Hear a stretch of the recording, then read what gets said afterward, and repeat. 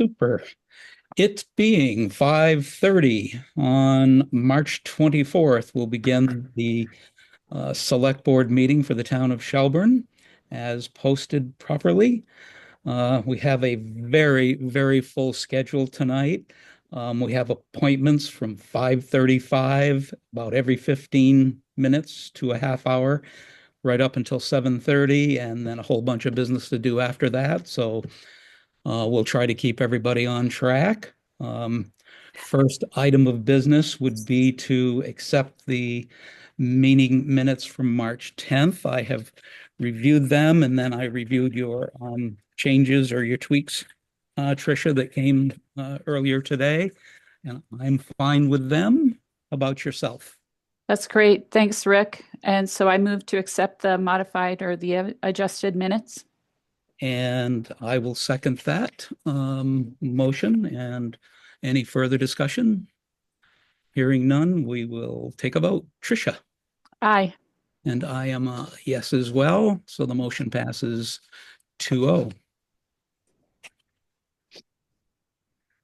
We snuck in an early appointment, so I've moved liaison reports till after all of our appointments tonight, so that we could get Fire Chief John Taylor in before our first previously scheduled appointment. We have until 5:45. I see John is on. Thank you for attending, John.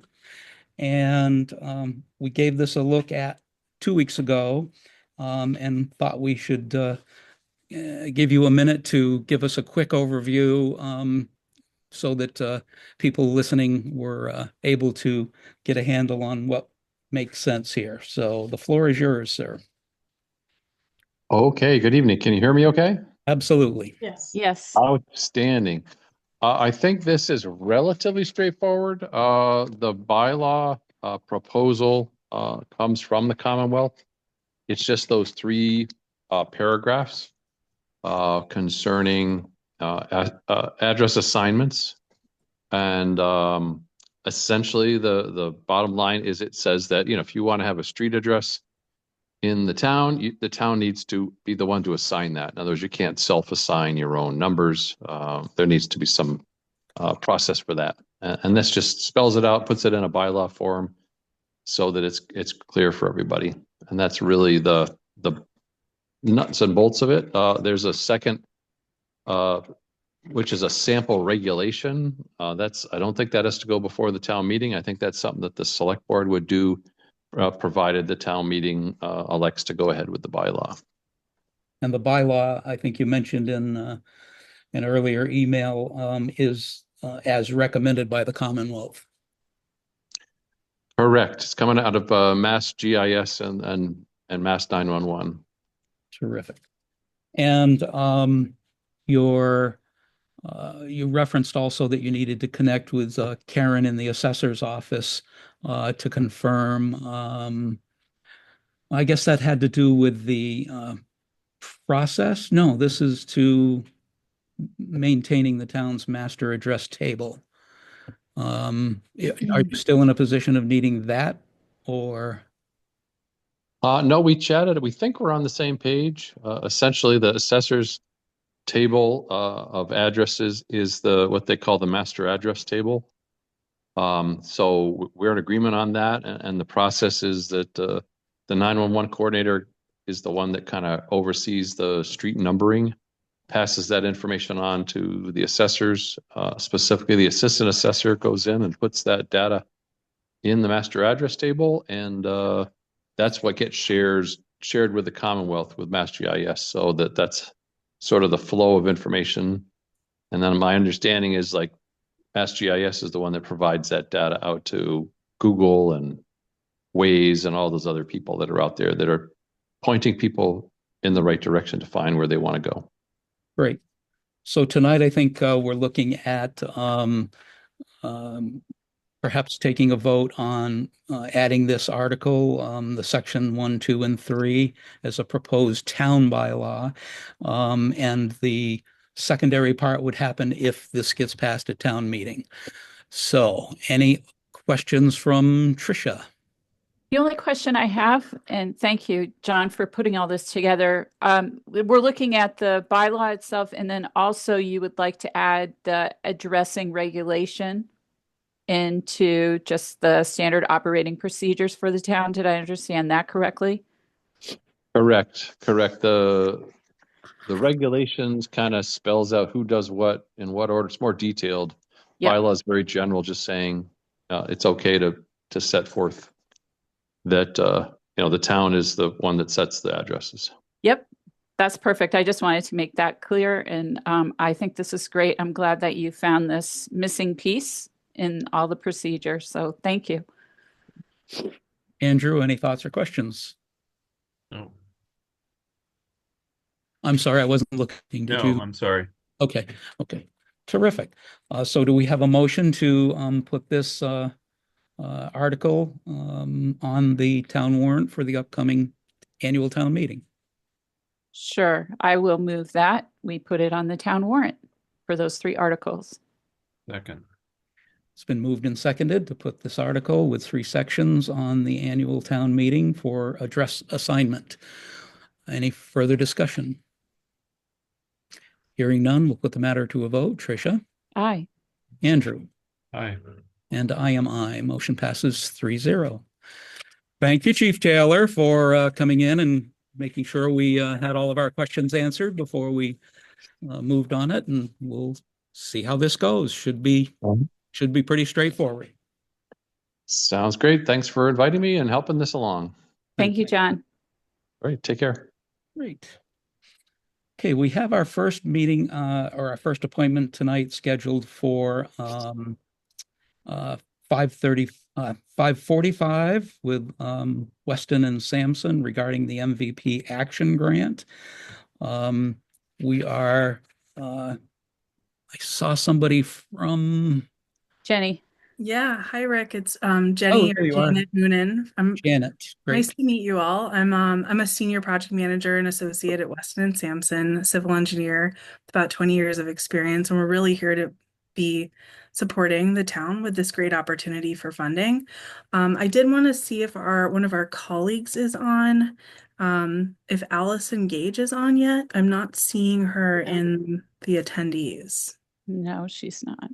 All right. Well, Trish, I think we should get going anyway in the interest of time, just because, we want to be sensitive to folks, scheduled tonight. So we just have a few slides we wanted to walk through and kind of give an update on what's going on. And if it's all right with you, can I screen share? You're all set. Oh, great. Thank you. Apologies. I'm more of a Teams user, so it does take a second on Zoom. So thank you. All right. So we're here to talk tonight about our planned application for the fiscal year 2026 and 2027 Municipal Vulnerability Preparedness Action Grant proposal. And, you all know there's been a wake-up call in Massachusetts about the flooding and the impacts of flooding in especially small communities, rural communities, and the state has really created a priority around this. And Shelburne, of course, has seen devastating flooding. This is the photo at the intersection of Bardwell's Ferry Road and South Shelburne Road, and we understand all of the conditions here around the culvert, the stream channel. It's not just the culvert, it's not just the stream, it's sort of a whole watershed issue.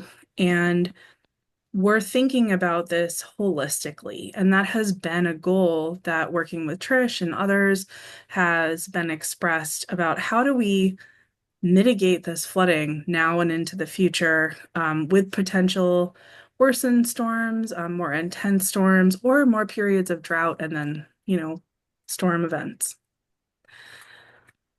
We're looking holistically at the Dragon Brook watershed, and it's a lot of it's in Shelburne, a bit of it's in other places as well, outside of community as well as looking all the way to the downstream. But we're thinking comprehensively about what's upstream, what's downstream, and how do all these pieces work together. Many of the town's culverts and bridges fall within this watershed. This map on the right shows some locations of really key areas of concern. that we are going to be looking at.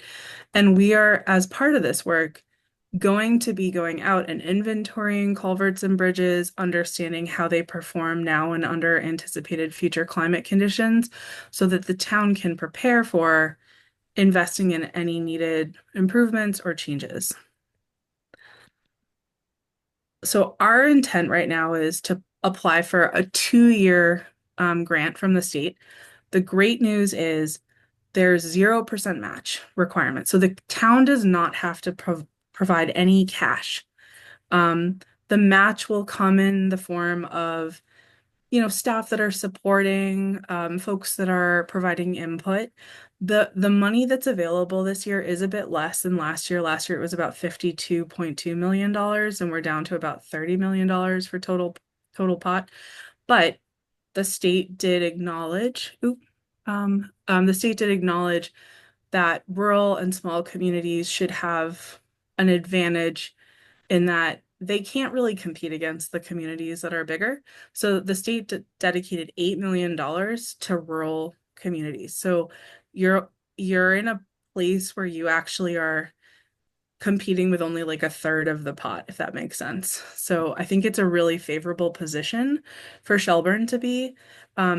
This project is addressing the 3 highest goals from the MVP plan. Those were listed to create a resilience drainage infrastructure improvement plan, create a resilient land use plan, and understand resilient roadway improvements. So we are, there was, oh gosh, Trish, I don't remember the date of your planning. I think it was 2023-ish. That we did a whole process, community engagement process and consensus building process. And these were the top priorities of the community. And so we're showing that in this scope to the state. What we're doing high level here, we're going to look at stream flow and the stream systems, fluvial geomorphology, to understand how do the streams flow, where are their pinch points, and how do the upstream and downstream components work together in real time, understanding different storm events now and in the future, looking at different rainfall, like maybe you have 2 inches of rainfall that fall in 6 hours versus you have 4 inches of rainfall in 24 hours. It helps you see what these different types of rainfalls and how they affect your community. We're going to be looking at strategies for flood mitigation. The program does, I'm just going to be frank here, the program prioritizes nature-based solutions, and we will be looking at those. And those are things like holding back water with vegetated areas, naturalized areas, wetlands, reforestation, etc. We're not going to ignore your hard infrastructure as well. You can't ignore culverts. They're a piece of the puzzle. So the priority is thinking comprehensively here. How do you reduce flooding? And then we're going to be working with landowners and doing community outreach. And I guess if our project partner has joined, I don't want to take this talking point away, but I don't see her on yet. So I'll just continue. Key scope items. So community engagement led by FERCog. We're going to have that geomorphologic assessment with field geology services, field investigations by Trout Unlimited, a Dragon Brook flood model, which Weston and Sampson would lead, as well as the nature-based solutions project identification. And in the end, you're going to have a plan, and this plan is going to give you concepts and budgets to apply for more funding to continue these projects into implementation phase. So I just wanted to note, Tricia has done a great job getting significant participation by project partners, which makes the grant much more competitive. So thank you so much, Trish. And just a quick note on the timeline, so everyone's familiar with this. The grant is due by 2 p.m. on Friday, next Friday. We expect to hear from the state in July or August this year. Typically, we start the work in September because of contracting and timelines. And then there's an interim deadline at the end of fiscal year 2026, and the whole project has to be complete by end of June 2027. And I just want to note this project, from my perspective and working on this program for now 7 years, is very competitive. It is addressing a significant number of MVP's core principles, furthering community priorities, building capacity for resilience, conducting robust engagement, using climate change data, employing nature-based solutions, benefiting the community in multiple ways. We're monitoring the project. We're working sort of regionally because it's a watershed, and we're thinking about how this can be transferable and innovative to other communities. So with that, I'll stop the PowerPoint and open it up for questions. I hope I went quick enough for the timeline for tonight. No worries. We're only a minute into your time block. So, Oh, good. So what is the amount of the grant we're requesting? So we're working on finalizing the numbers. At this point, we're around the $300,000 mark. And the average grant, let me just pull that number up. The average grant last year was $750,000. So we're trying to be reasonable for what can be done, but for 2 years, 300,000, 150 a year is not an unreasonable a number for a community of your size. I thought I thought you said earlier that this was to do the study, but not the implementation. That's correct, sir. Yep. So it will be to give you tools for implementation, and it will give you materials that support further grant applications for implementation, whether that be from this program, from Mass DOT, from DER for culverts. There are other programs that do have funding, but they like to see, EA likes to see this like comprehensive thought process that then becomes these implementations that, yeah. Great. Andrew, any questions or comments on this? Yeah, just one question. I know it looks like you're focusing on the Dragon Brook area, and the project that we have been talking about over the last several months in that area is a bridge replacement project. And we've been speaking with Eversource about where their poles are located and where they're planning to relocate them and all that kind of stuff. Does your study sort of impinge on that? I guess the scenario that I'm wondering about is whether if your conclusions are different than Eversource's, does that put us into a funny position in terms of applying for bridge replacement money or things like that? No, so Mass DOT has very specific requirements about what you need to consider when you're designing a bridge replacement. And if Eversource pole locations are dictating some of the extent, that will definitely be a factor. Our intent is to look at what that bridge might need to accommodate under future flow conditions, as well as how we're going to manage stream flows effectively. My understanding, Trish, if I'm speaking incorrectly, is kind of like around it. So it's not, the intent is not to interfere or cause a problem with the ongoing restoration, the replacement, but work in conjunction together. Good. Okay. Just wanted to flag that one in case, there were, possible problems there. No, it's a really good question, Andrew. And I mean, keeping in coordination is really the key with that. And the model is going to be built in a way where certain segments could be proceeded ahead of others if necessary for certain flow reaches. So we can coordinate with that. My understanding from talking with our highway superintendent is that we would most likely be applying to MassWorks and the state bridge program for over several rounds because of the dollar limits on those grants. So it could potentially be taking place over a number of years to assemble the amount of money needed to actually build that bridge. Understood. That does not surprise me. Janet, you said earlier you had one of the partners for this project that you were waiting to sign I on. think Allison has joined. I'll just let Allison introduce themselves. And Allison, we actually did kind of go through the PowerPoint already. Oh, fast. Okay, sorry.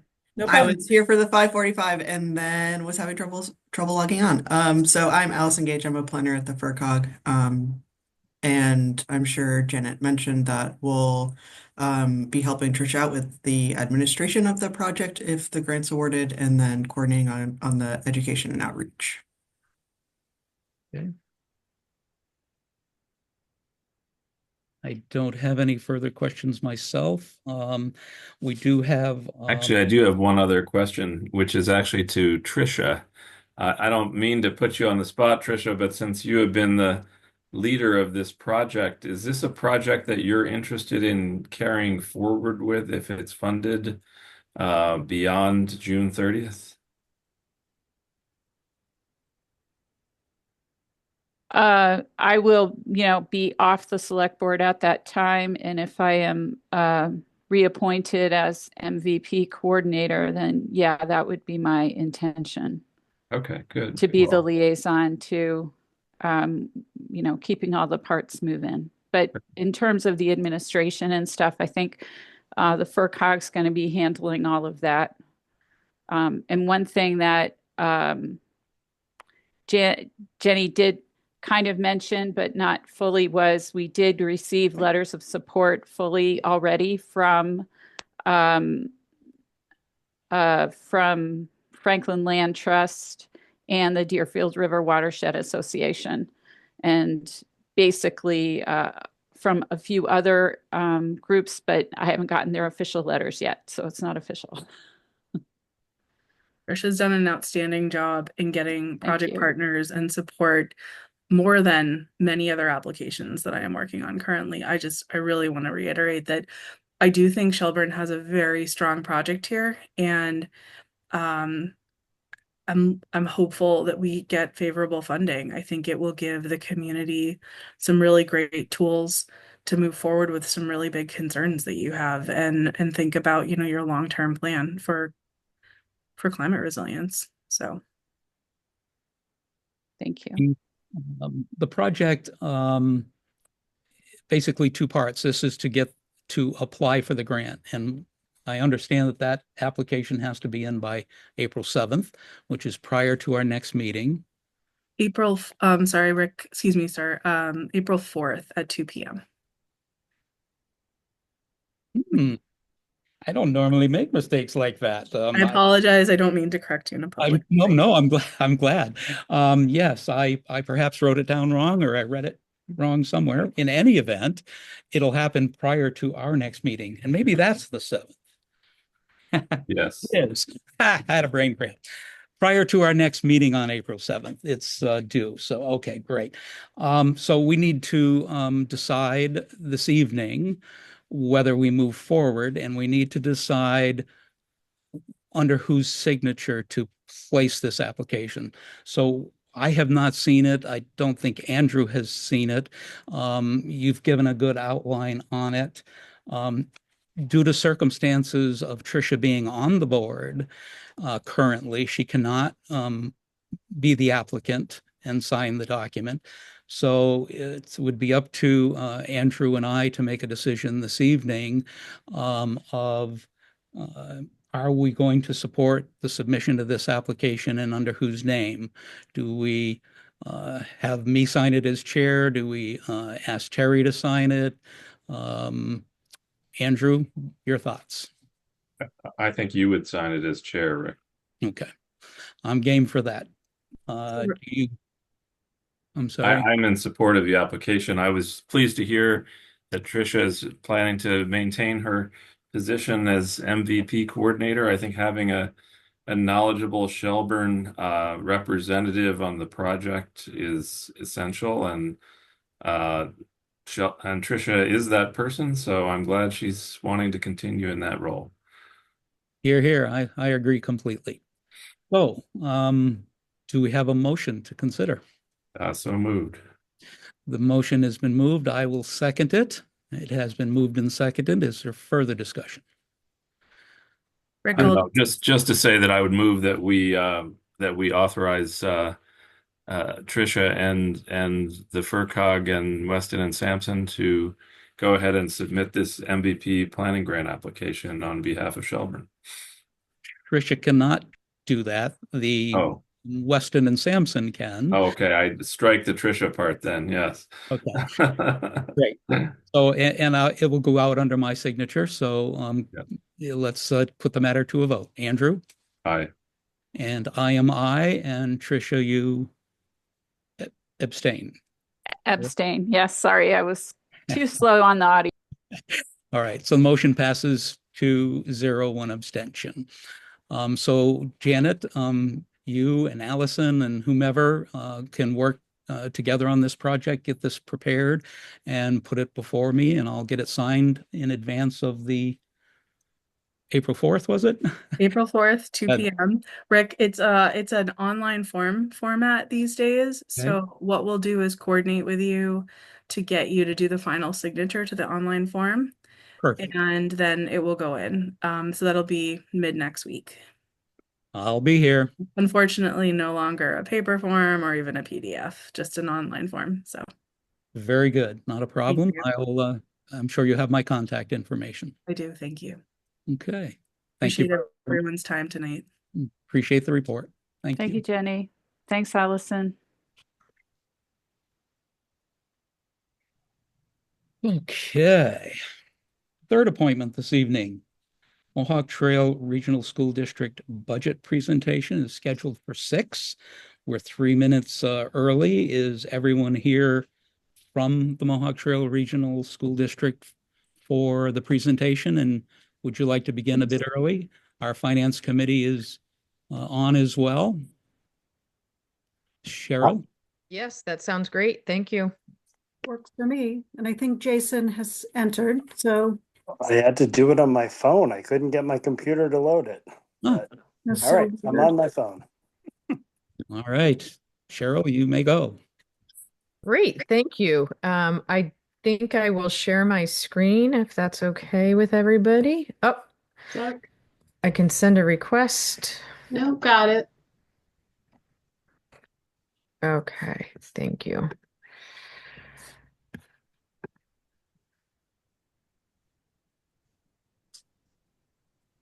I have to do this left-handed because my puppy will not let me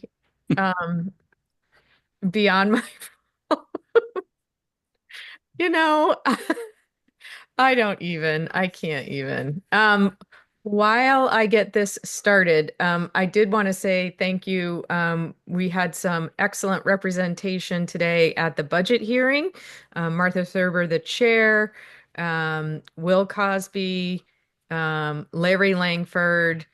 I had 3 students with me, and Ken Birch, the school committee chair. So just really thrilled to have them all with us. We will be heading out to the Day on the Hill, which is a chance for us to actually meet with our legislators and legislators throughout the Commonwealth. So if you're interested in that, let me know.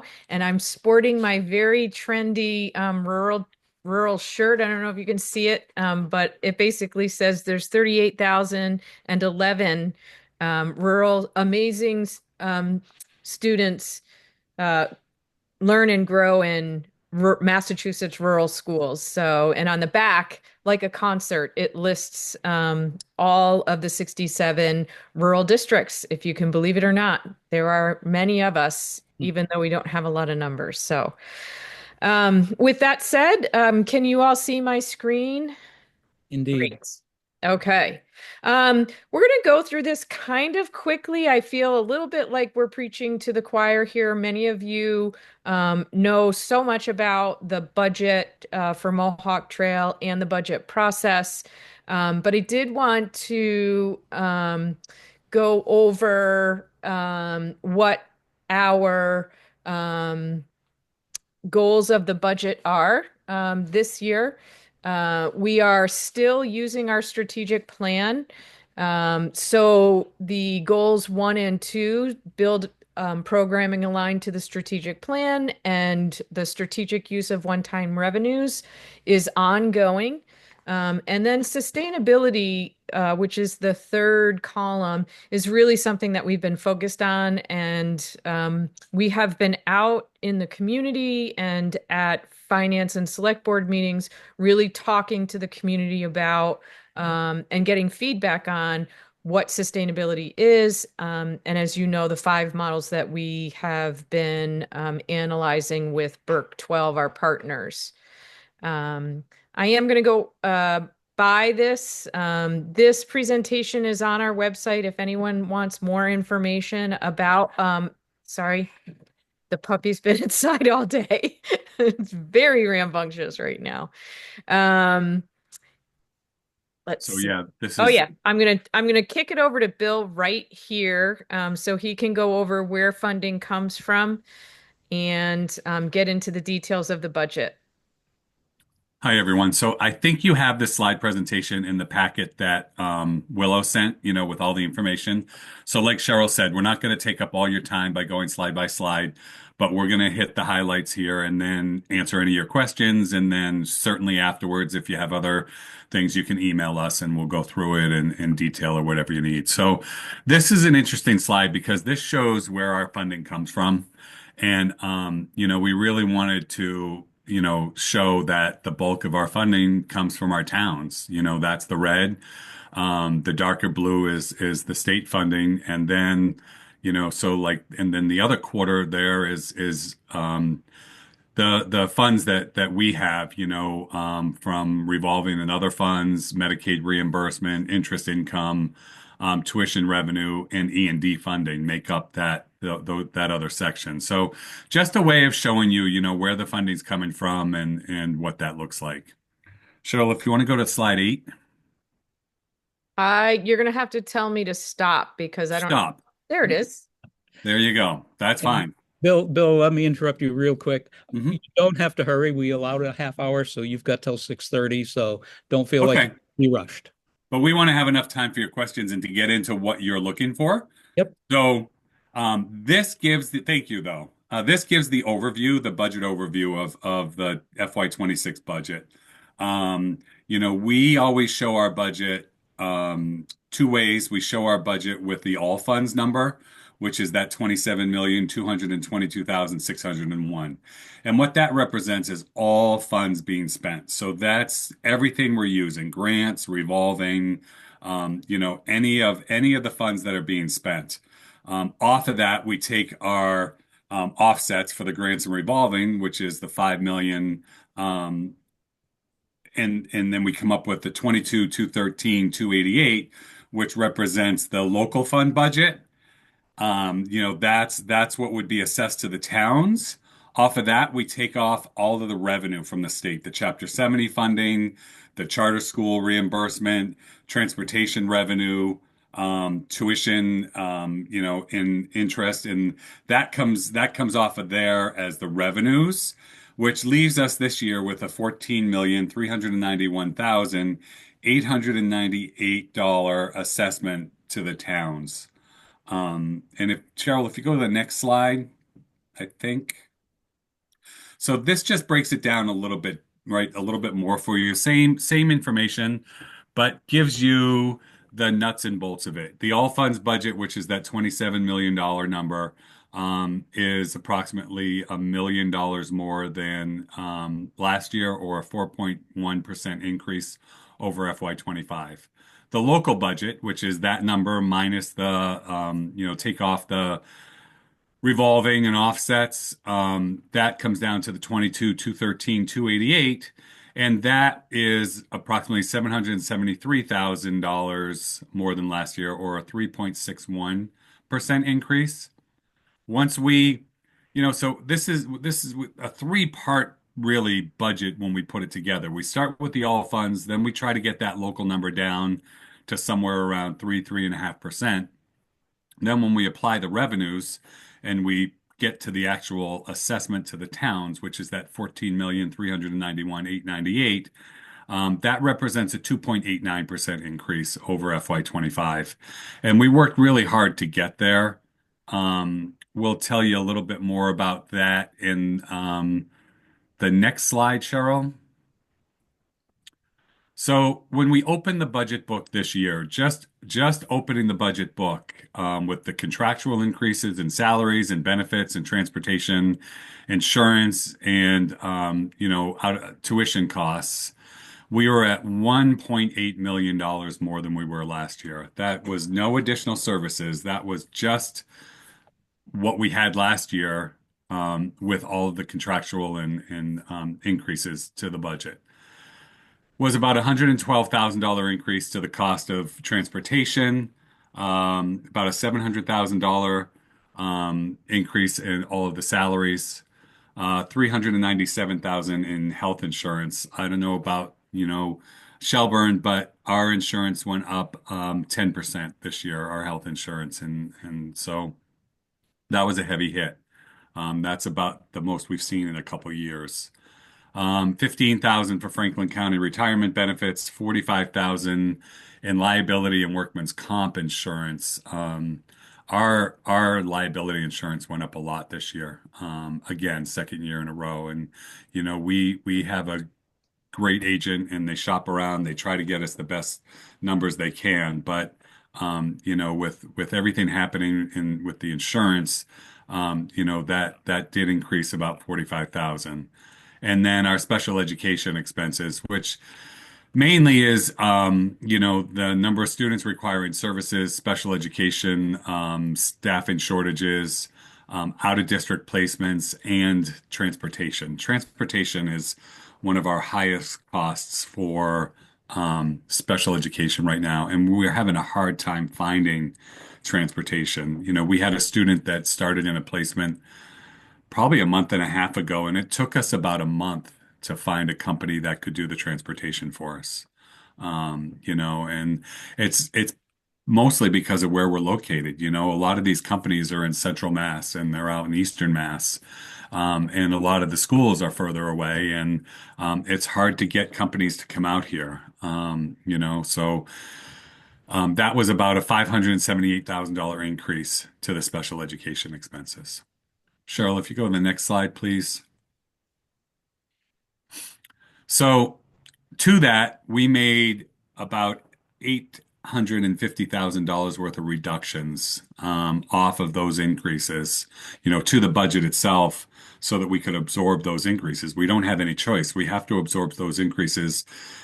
So we have to find ways of where we can cut and how we can do that. So when we come to you folks and we say this is what the budget is, we know none of the towns can handle that 1.8 increase. So we made some cuts. We made about 20,000 in administrative cuts, 500,000 in instruction, and that's not salaries. That's everything. That's supplies, stipends, PD, anything that is involved in instruction comes off of that line. Student services, which is like nurses, salaries, athletics, transportation, things like that. We were able to cut about $56,000. Maintenance and operations, we were able to cut about $54,000. Benefits and human resources, there wasn't much we could do there because the insurance had gone up so much, but we did cut about $7,000. And our school choice outgoing tuition this year is actually $200,000 less than it was last year. So that helps us as well. There's less students going out than we have coming in. So, we're seeing that swing. So with those adjustments, it resulted in more of that $700,000 increase to the budget. Cheryl, if you want to keep going down, I think it's slide. Keep going. Right there. So this is the snapshot of the 5-year enrollment numbers by town. You have this in your packets as well. Just shows what your enrollments are, what your numbers are. and how that translates into the operating percentages that we use to calculate the budget every year. Um, we have, you know, um, this is one of the things that we try to anticipate, what we have with enrollment, where that's happening, where and so that we can help with lowering those assessments. Um, 2 slides down, Cheryl. Well, actually, if you go up 1 slide, this shows the district operating assessment, just so you can see from last year to this year where each towns are. So Shelburne's your actually percentage went down a little bit this year. And this, for those of you that have heard this pitch before, right? This is an area where it's not just based on your town, it's based on all of the towns. This is the 8 towns moving pieces. If one town goes up a little, right, the other towns have to go down a little because that increases. Sometimes if a couple towns go up, then the other towns, will be reduced in that as well. So it all depends, you'll see a few increases, you'll see some decreases along the way. And like I said, you have to think of this as the aggregate. You have to think of this as the 8 towns, and you have to think of it as one whole pie, and you all make up one piece of that. The next slide shows everything in one glance here. This shows you what the assessment percentages are, shows you the required contributions, the minimum required contributions, shows you the above minimum contributions, shows you what those differences are, shows you what the transportation assessment is, shows you what your operating assessment is, which is your, minimum, above minimum, and transportation, and then the capital assessment, and then the total assessment, including the operating and the capital together. Now, I will give a little disclaimer here that the numbers in this slide are about $25 difference. We sent a memo out today to the towns. I was just devastated when I got the memo from Desi that they changed the above minimum contribution for Plainfield, the minimum contribution for Plainfield, $25 more because some towns hadn't reported their enrollment correctly when they first got the numbers. So then when they went back in and figured those numbers in, they had to refigure everybody in the state's minimum contribution, and Plainfield got the lucky draw and theirs went up $25, which then lowered our above minimum contribution for the rest of the towns by $25. So we had to go through and refigure all of this again, and that's the letter that we sent out today, adjusting that $25. So most of your towns changed by $3 or $4. But we didn't have a choice. I called the Department of Revenue. I called Desi. I wrote emails, and it had to be done that way. So, had nothing to do with our enrollment, had nothing to do with our numbers, but because Plainfield's changed, we had to change everything. So that's why that number would be a little different if you see that letter that we sent out today. Cheryl, if you go to, I think keep going. So the total assessment right here, this shows all the towns, what their 25 assessment was, what their 26 assessment is, what the differences are, and the percentage change for each town. And the overall percentage. This is hard to when you're comparing apples to apples, like if you look at our district and you try to compare it to a Greenfield, when you look at a Greenfield's budget, because they're not a regional district, their budgets went up this year about, I think the last I knew, they were about 8% up from last year. So that 8% is just 8% for one town, right? So it's not broken out. With us, when we come up with that number of like 2.8% that our budget went up from last year, then we have to figure in all of the town's minimums, above minimums, come up with these numbers. And that's why these percentage changes are different for each of your towns, and Shelburne, yours is a 2.11% increase over last year's contributions. So, that just shows what that is. Yep, Cheryl, you can go to that next slide. This next slide just shows you that $14 million number and what that looks like and how we came up with that number as well. All that's in that slide presentation. And that's basically it for the presentation. Terrific. Let's start with the Finance Committee. Unless Jason, I see you've I unmuted. guess if I could have 1 minute to kind of quickly talk about the process. I'm the chair of the budget subcommittee. This process started, generally back in October, gathering feedback and, that us presenting to the administration kind of what we were looking for. We had kind of set a 2.5 to 3% total operating assessment increase as a goal.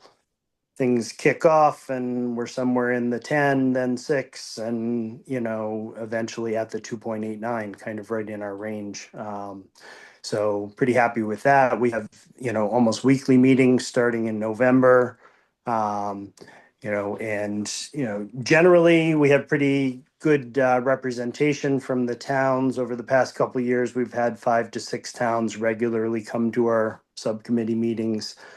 This year, it was mostly Buckland and Ashfield that, came to almost every meeting and had good input. We're always welcome, to have as many towns as possible during the process. That's when the work really happens. So that's a good time to get your input in. I'd just like to stress that 1.8 or almost $1.9 million if we had what I would call a level services budget. If we don't increase any programs or, personnel, this would have gone up, $1.9 million.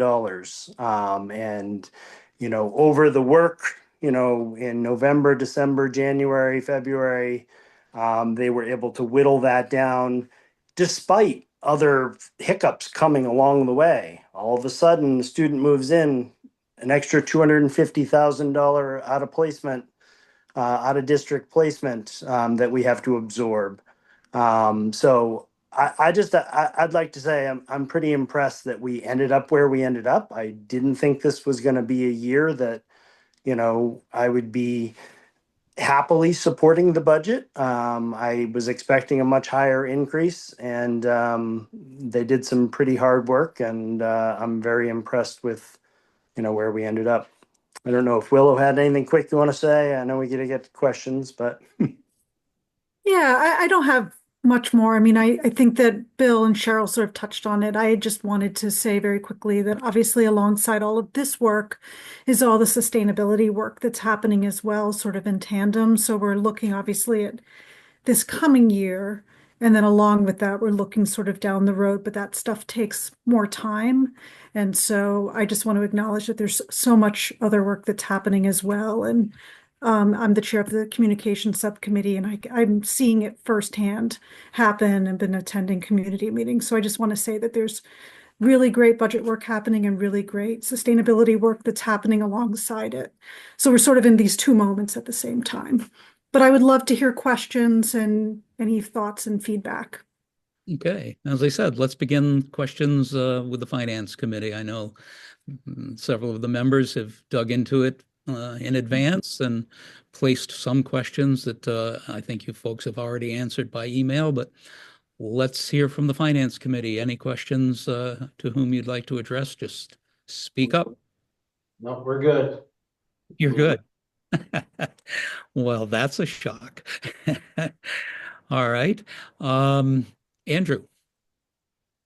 Yeah, I just have one question, sort of in the nature of clear presentation. When you, on page 12, where you have FY26 increases by cost center, it looks to me like all of those categories are increases in costs with the possible exception of school choice, where there's an increase in $120,000 of cost, but that is, if I understand it correctly, is offset by about $200,000 in school choice revenue. So in fact, if my math is right, there's a net revenue of about $80,000. So that's not actually a cost center increase. And I'm just curious if my math is correct, and two, if there's a clearer way to present that. So thanks. Yeah, that is the school choice charter and out of district placements. So that's special ed placements as well as school choice and charter. When we put the budget together, school choice expenses are separate from school choice revenue. So the school choice revenue, that it's not really a wash. The school choice expenses is part of the budget, and that's assessed to the district. So that's what's in that line.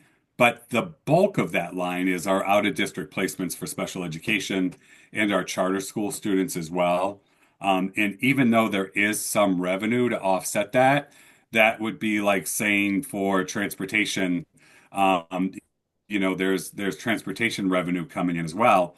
But we take all that revenue off, like I said, when we put this budget on paper. So this is we assess, before we put the revenue together and before we assess the towns of that $14 million, right? So when we take this $27 million total, and then we take off the revolving and other funds, and then we take off the revenues, that's where we come up with that $14 million, Andrew, and that's what's assessed to the towns. So this number is just that all funds number. It's a look at where those increases are, what makes up that $1 million increase, and just to give folks a look at that before we apply anything else to it.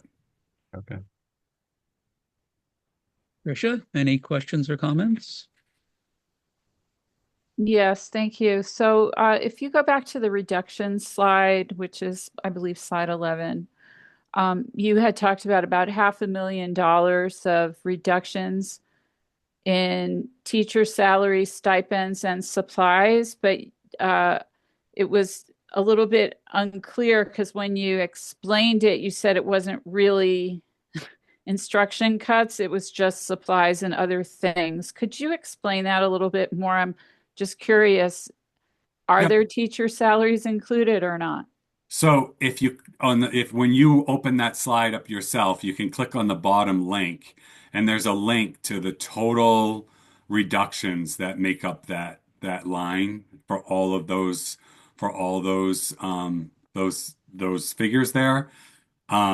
When you're looking at our budget, anything with a 2,000, so when you're looking at our account numbers, anything that's in the four sets of numbers in our accounts that starts with a 2 is an instructional line. So, for instance, part of that is copy paper and supplies. Part of that is professional development. Part of that is teacher longevities, because maybe a teacher's retiring this year that we had a longevity in there for. Some of that's tutoring. Some of that is like occupational therapist, contracted services salaries. Are there positions being cut? No, there's no real, distinction here about whether, like, because it's contractual, we're not cutting any Unit A positions per se fully, but there will be some reductions in Unit B and whatnot. And all that's just part of what we have here as a total, because we haven't, we're doing a lot of it through attrition and through people that are leaving. So there's going to be no real cuts per se, because one of the other things that we face, right, when we cut people, and I'm sure it's the same way for the town, is if we were to lay somebody off, then we get hit with the unemployment. And that's a nasty slide to go down. For every three, or I think, Cheryl, is it 3 or 4 people you lay off, you have to lay off another one to cover the unemployment for everybody. So, we try to do it through attrition, and we try to do it through cuts. The bulk of those cuts, that $850,000 cuts, and the bulk of those those instructional cuts are from other areas where we talked to teachers, to principals and department heads, and it's not a lot. When you look at that list, we took a couple thousand from here, 1,000 from here, 2,500 from here. It's a tedious process to go through and make all those cuts. And like Jason said, I'd feel really good about the budget. I'd get, go through one day and I'd come up with, cuts and get it down to a great thing. And the next day we'd have another special ed student come in, or we find out that the insurance went up 10%, which we didn't find out until mid-process of the budget, So, that's the kind of long answer to your question, Trish. Does that help? It does, but I'm seeing there's a big reduction in summer tutoring salaries, and it says it's based on services needed, but it sounds like that's one of the areas that's a little bit flexible or fluctuates a lot, that you might have somebody who wants to avail themselves of summer tutoring, and you don't know about that yet. Would it be possible? I mean, So or they didn't that's know about it and didn't sign up, Yeah, And no, so, that's another area where good question too. So that is the tuition, the tutoring salaries that we have to provide. So that's the tutoring salaries for like IEPs or plans that we are mandated to provide. Now, BSE is going to do their summer program again this year, and that was mostly tuition based last year. People paid for, it wasn't really tutoring. It's more of a um,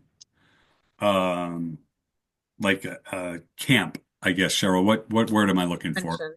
Yes, it's a camp with small group intervention. So, and a lot of fun stuff too, right? So it's kind of takes the place of a summer camp. They do outings and they do athletics and things like that. So, that part of it is tuition based, but any students that we're providing that direct service tutoring to is where, that line comes in. Okay. Tricia, Andrew, Finance Committee, anybody got another question? I had one more question, Rick, please. Fire. Just about the and I haven't been able to look at everything because there's a lot of information in just a few days, but regarding the solar panels and the reduction in your electrical costs, has that been able to come to fruition yet? I know there's always a delay, and so I just was curious about that. We had put a $15,000 decrease into the 25 budget for the solar, anticipating that we were hopefully at least going to see that. I think the total was supposed to be about 30,000 that we were going to see overall. I did increase that by about another $6,000. We haven't seen any clean numbers yet because we haven't been a year into it and with the snow and everything else. So, and with the billing between National Grid and the solar company and everything else, it's very convoluted to try to get that clearer, right? So we're looking at those bottom line numbers, but yeah, we did put a cut in there for that. And we did raise it up a little bit more for FY26, but conservatively because, we didn't want to end up short. Yeah. And then the other thing is regarding the transportation budget. I know this is a perennial bugaboo, is trying to find services for students that they are qualified for. If they're not in district, then we need to meet the needs of the kids, and sometimes we can't meet those needs locally or even close to locally. I know last year there were some concerns because at least one student, I think you mentioned in one of the meetings, that had to go all the way to Springfield for their services. Has there been any work done like with coordination with the state or anything to try to enhance the availability of the services that our students need, and other ways that we can provide transportation for them? Are they helping us at all? So that's where advocacy comes in. And I can take this one, Bill. thank you. I was just going to say, I'll turn that over to our resident advocacy person. So a couple of things. We have contracted with the Bright program. Actually, it's a grant at this point. Paula Brault, our assistant principal, wrote for that grant. That is a specialized support for students in need of social emotional support. It started at Hollamont, actually, and now it's being introduced at Mohawk Trail. So that's a partnership between DESE, the grant, I believe it's DESE, the grant funder, and clinicians specifically for underserved areas. Second, we work with the Collaborative for Educational Services in Northampton, Massachusetts. We have a couple of our students in their programs. We have been working to try and bring those programs or sisters of those programs up to Greenfield Community College or a central site.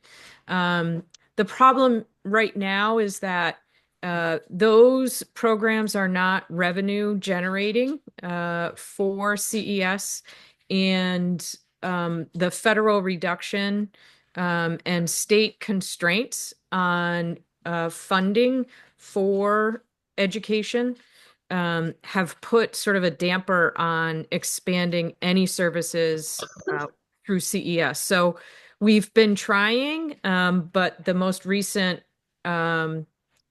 funding reductions are pretty much going to make working with CES impossible. And I think we have some potential to train up and build out our programs. However, we just have trouble in West Franklin County in particular hiring folks. And housing continues to be a real concern for young families or students that are just out of college, trying to find their first job. So. Well, thank you, guys. We appreciate that. We're into the next person's appointment time. I am going to ask one more quick question before you all leave. Coming up later on our agenda, I'd like to deal with it now if we could, is a request that Bill, I believe you signed the letter on for the fiscal year 26 capital request, the water heater. Sure. I think we've all seen the overview of the leak that happened and how we ended up getting there. I'm wondering, did the Finance Committee or Andrew or Tricia have any questions on that item while Bill is here? I don't have any questions. Thank you. Andrew? I don't, Rick. Okay. This is something we need to, Terry, vote on this evening to approve the our share of the $36,000 water replacement. I think our share is $6,206.21. No, it would go on our annual town meeting warrant. Okay, terrific. Yep. And we just wanted to get it to you in plenty of time so you can put your warrant article on there. Perfect. Question asked and answered. Thank you again for your time. Andrew? Rick. Oh, before you go, I wanted to offer you a quick congratulation on the nice article in the Reporter today about the Trailblazer model that was reprinted from the Ashfield News. So well done, and it emphasizes that the enrollment is increasing at the high school. So those are good positive cycles to be publicizing in the press. But I will send you my photograph of the high school, because I noticed that all the solar panels have mysteriously fallen off the roof on your budget page there. So,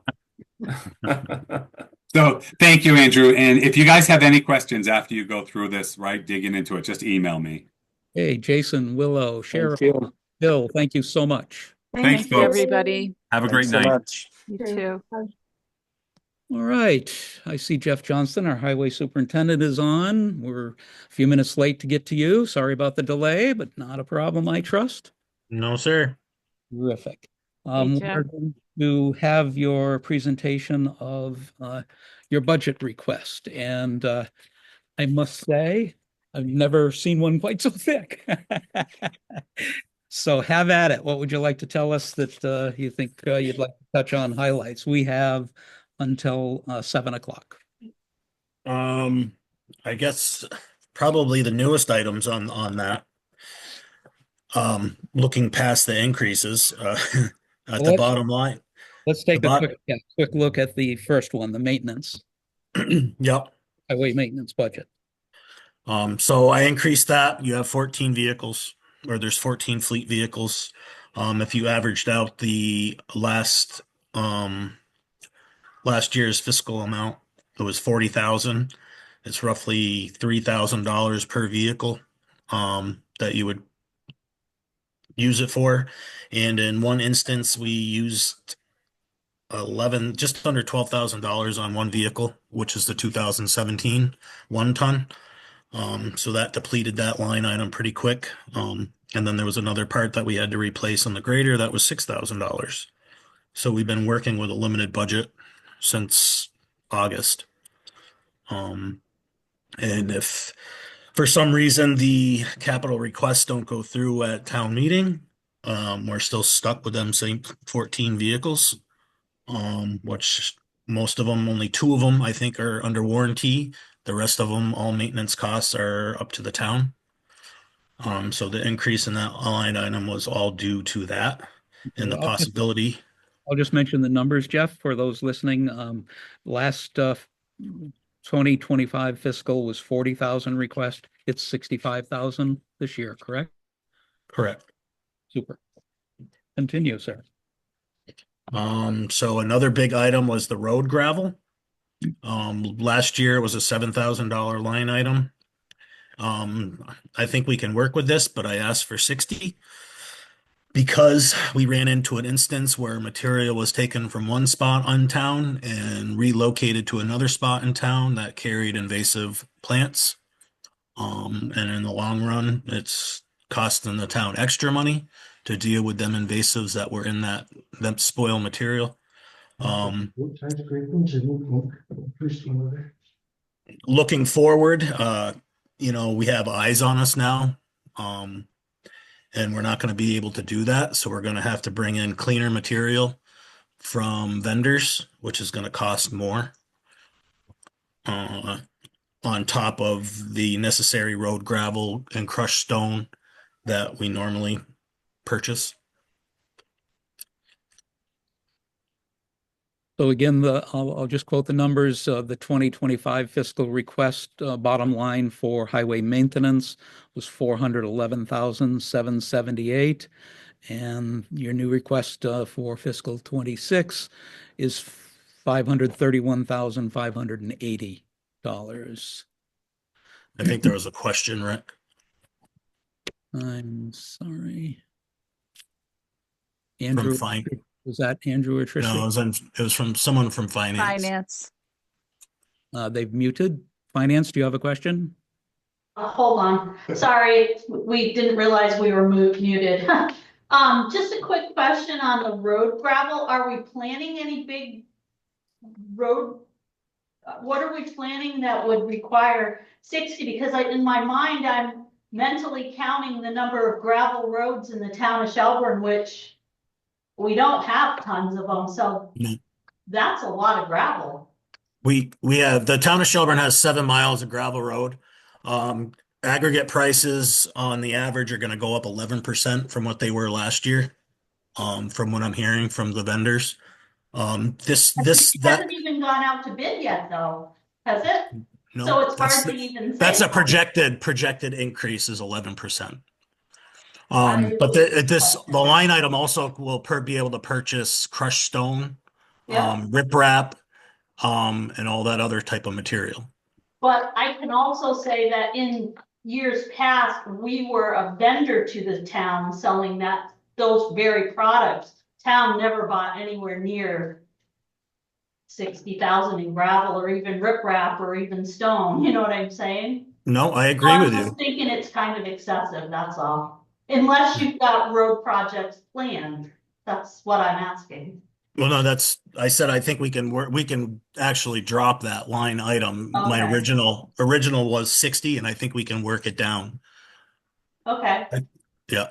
So are we gonna do that and send a revised? That is my plan, yes. Okay, all right, thank you. Go ahead, Jim, I don't see us. Yes. I'm just, I'm sitting here shaking my head that we go from $6,000 of gravel last year to $60,000 of gravel in the coming year. And the reason given is because we can't reuse material we've dug up in town. Were we using roadside scrapings to build roads with? I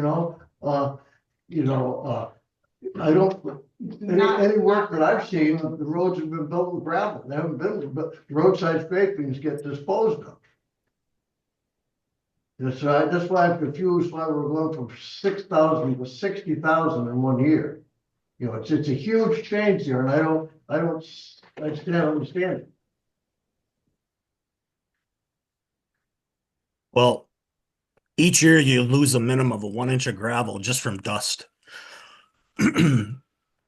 And from what I see, your gravel roads are way lower than your shoulders, and they haven't been graveled properly in quite some time. Okay. You're actually That's Go a ahead. different reason. That's the kind of reasoning we need to hear. I hadn't heard that. No, I mean, That's a reason why we may need more gravel. right. Well, I mean, the main reason is because we can't take spoils or roadside material and use it in other places for erosion purposes and instances like that. I have to bring in other material like loam, which is more than gravel. In order for me to do that, that line item has to be higher. I will say, Jim, in the materials that Jeff had included under regular operating costs, he did mention due to a lack of gravel road maintenance. Didn't get as specific as he just now did, but he alluded to it. So thank you for your question, because that was a great point. Any other questions on the maintenance highway maintenance proposed budget request? Tell me about uniform allowance. You currently have had $1,000 clothing allowance. Yep. And you're requesting for the first time uniforms for Mhm. 5,000. So that's an additional 4,000 over previous years. Speak to that briefly. The uniform, me asking for the uniforms is for 2 reasons. One reason, it's a safety issue. Regardless, there's all kinds of contaminants, oils, just dirty. You bring that dirt home to your family, or if you do it in a laundromat, you're also contaminating other people's clothes in the laundromat. Whereas you have uniforms, a uniform company that does that industrial cleaning for that purpose is the one that handles all that. One of the companies or the company I got the pricing from actually has free replacements. So when a piece of uniform gets ruined or damaged, it is replaced on them. And then it goes back into the circulation. Not only does the uniform company will give you uniforms, but they offer other essential items whether it's toiletries or I'm not asking for that. But they do have rags where we purchase rags and they're throwaway rags and these rags get laundered. Another reason is we represent the town and I'd like to have a clean cut uniform department, kind of like the police department has, and represent the town with uniforms. Excuse me, any questions from anyone on that? Oh, not on that, sorry. Okay. I have one more question myself, and then I'll get to you, Terry. Okay. Now here it is. Town garage maintenance, 17,200. It's not been a line item previously. Talk to me.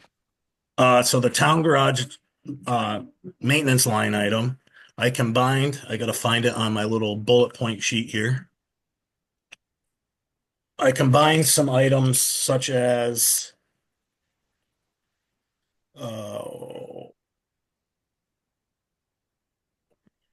I combined items. I had Like shop and alarms, office production supplies, I supplies. combined. I believe alarm systems and telephone internet as well. I think that was it. I But see. also, it was with them line items. I asked for, I think it was 10-2 or something. I don't have the math in front of me. Um, because in the past, these items that purchased for the town garage have been taken out of the highway maintenance line. Even the little essentials like brake clean or lubricating or even hand tools that need to be purchased come out of the maintenance line, and it drops the maintenance line down where you should be using that money towards your fleet vehicles. Gotcha. Terry, you had a question? Well, actually, I had two, but you asked the first one about the town garage maintenance. And actually listening to the explanation, I'd rather you keep stuff where they were because internet and stuff really isn't town garage maintenance. That's kind of almost a utility type thing. But so it kind of, I don't know, it just confuses. There's places where it should go, but I don't think it's town garage maintenance. And then my other question would be, you've got things on here like line marking. The past 2 fiscal years, it's been 7,000. You're asking another 7 this year, but we've only expended in 2024, $440, and in 2025, 220. Are we doing, it seems like we've got several items like that on there that we're just keeping the same number on there as a request for fiscal year 26, but we didn't even use close to in the past few years what we had budgeted for. I'm just curious why we're not reducing those budget items. Well, I mean, I haven't got anything planned right now for that, but I know the town does need a lot of line painting done and repainting done. I just haven't got to it. I had a lot of projects going on when I came in July, so. Okay, well, that's just one. Okay, you did explain the catch basin one in your notes, but there are several ones like that, so I was just curious on them all. Training's not a big one, that's only 500, but we haven't used that in the last 2 years. Just things like that. Usually, What? I always budget based on my actual expenses the prior year. And if we haven't had any, it's hard to ask for 5 or so, you know what I'm saying? I understand, yes. I understand, but I plan on using them items more. I don't think, I mean, I can't speak for what Mark, how he did it. I know right now when I came in, like I said, there was 4 projects going on that I had to attend to that was already in the works from when Mark was here. And then as far as training, well, I have to try to work the training into the schedules that have been, and it's been a tough year in terms of having a full crew and having a full crew enough to send 1 or 2 people to a training, including myself. I mean, I need it also. Isn't it true that typically the line painting and repainting happens in, say, May or June? So you're likely to see those expenses show up kind of at the end of the year? Yeah, I mean, so we use some of it in-house. We do a lot of painting in-house, like the smaller stuff in the village. But I mean, a lot of that can be done putting some like double yellows where they should be, in parts of, Shelburne itself. Okay, we've got about 11 minutes left in your time. We can go over a little bit if we need be. Let's move on to your uh, wage structure here. Staffing requests. You put out some comparison numbers. I reviewed them with the recently released FERCog survey of all the surrounding towns. They seem to be parallel pretty well. Any comments specifically, Jeff, you want to make on any of them at this point? I just want to say that the increases that I put in, I think are justified. I can say, for the one I put in for Mr. Townsley, I think his his work that he does and where I came from is extremely, extremely good. I know he's been self-taught, but he can weld, he can wire, he can turn wrenches. He's a heck of a laborer.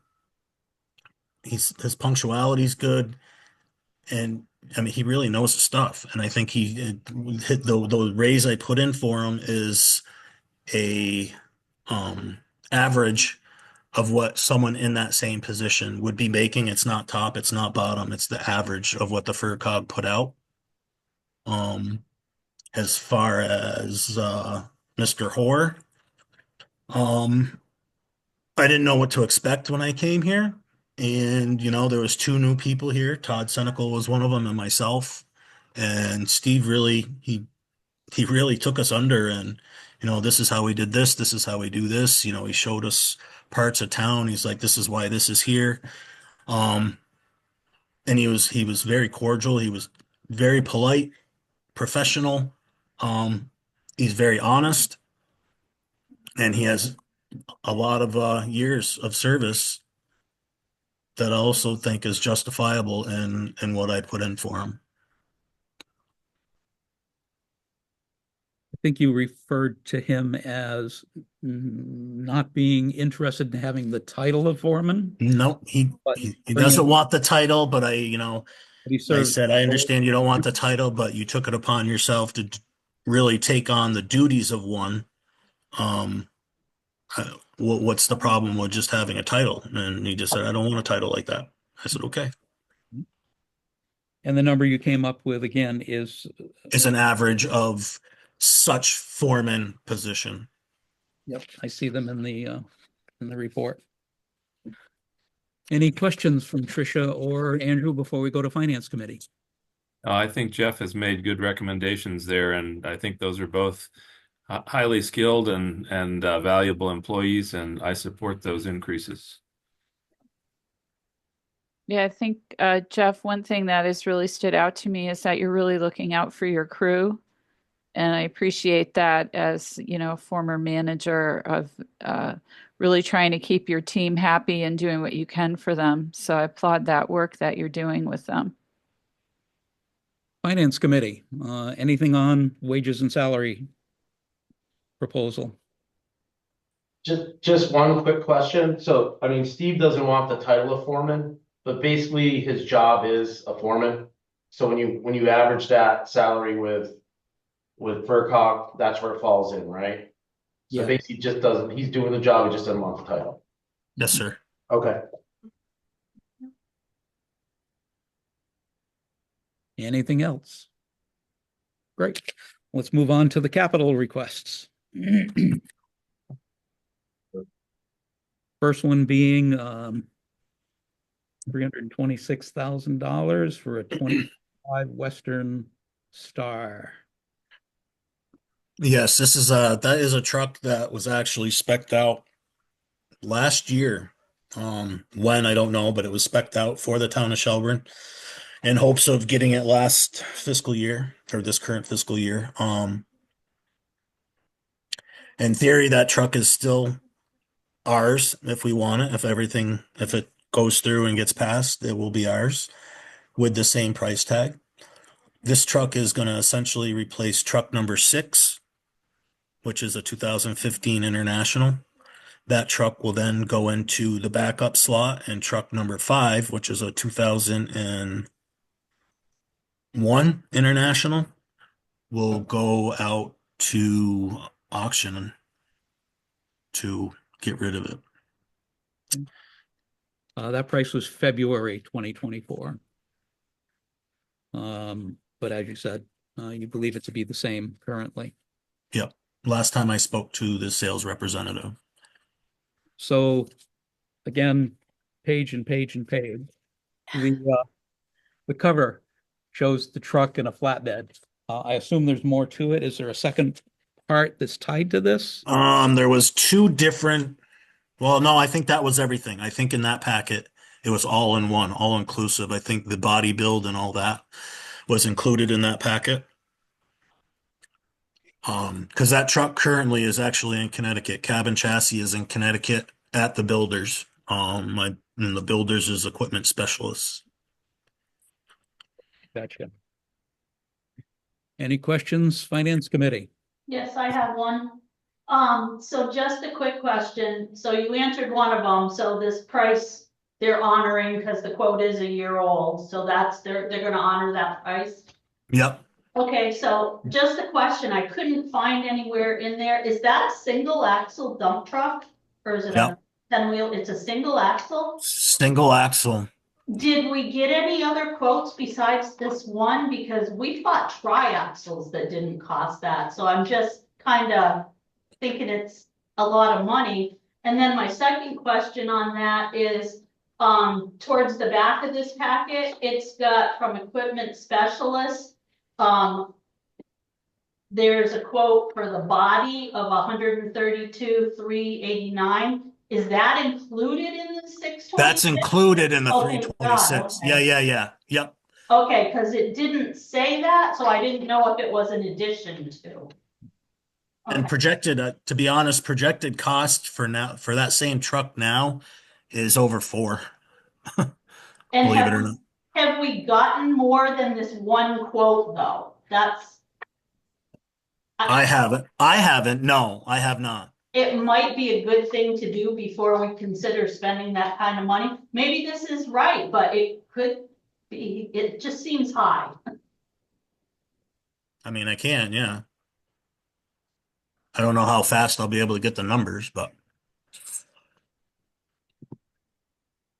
Any other questions or comments, or shall we go on to the next capital expenditure item? Terry?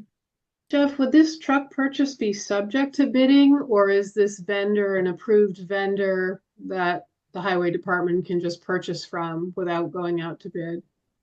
I want to say I think it was spec'd out using state bids. So, I mean, I can research it further, but I want to say it was spec'd out that way.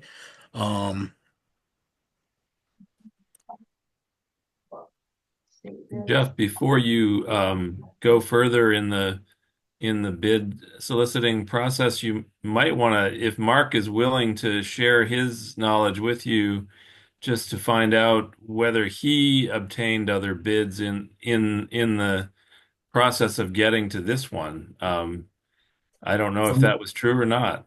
From what I found in his files, I didn't see any of that. So okay. Okay, there's a couple things for you to take a quick peek at. Let's go on to the second capital expenditure request form for the Highway Department, a 2025 CU 515. Is that it? CV. CV. Yep, this is the international version of a 5500 Duramax.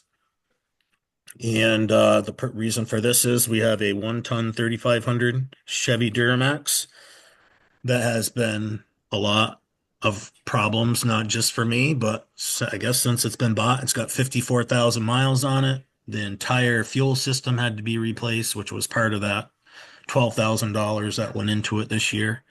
It's I guess been a constant headache. It's out of warranty.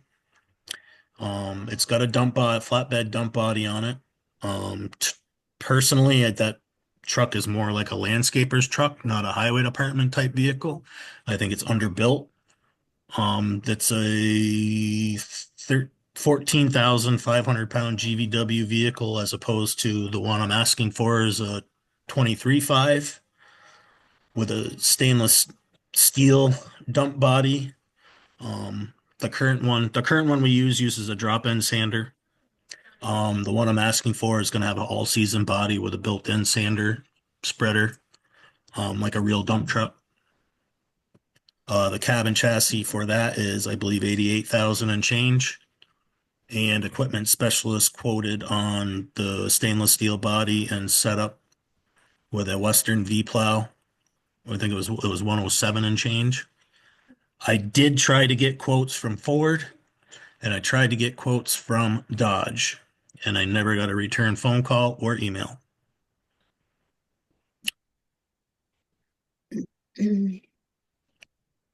So Is this, I'm sorry. that's okay, Rick.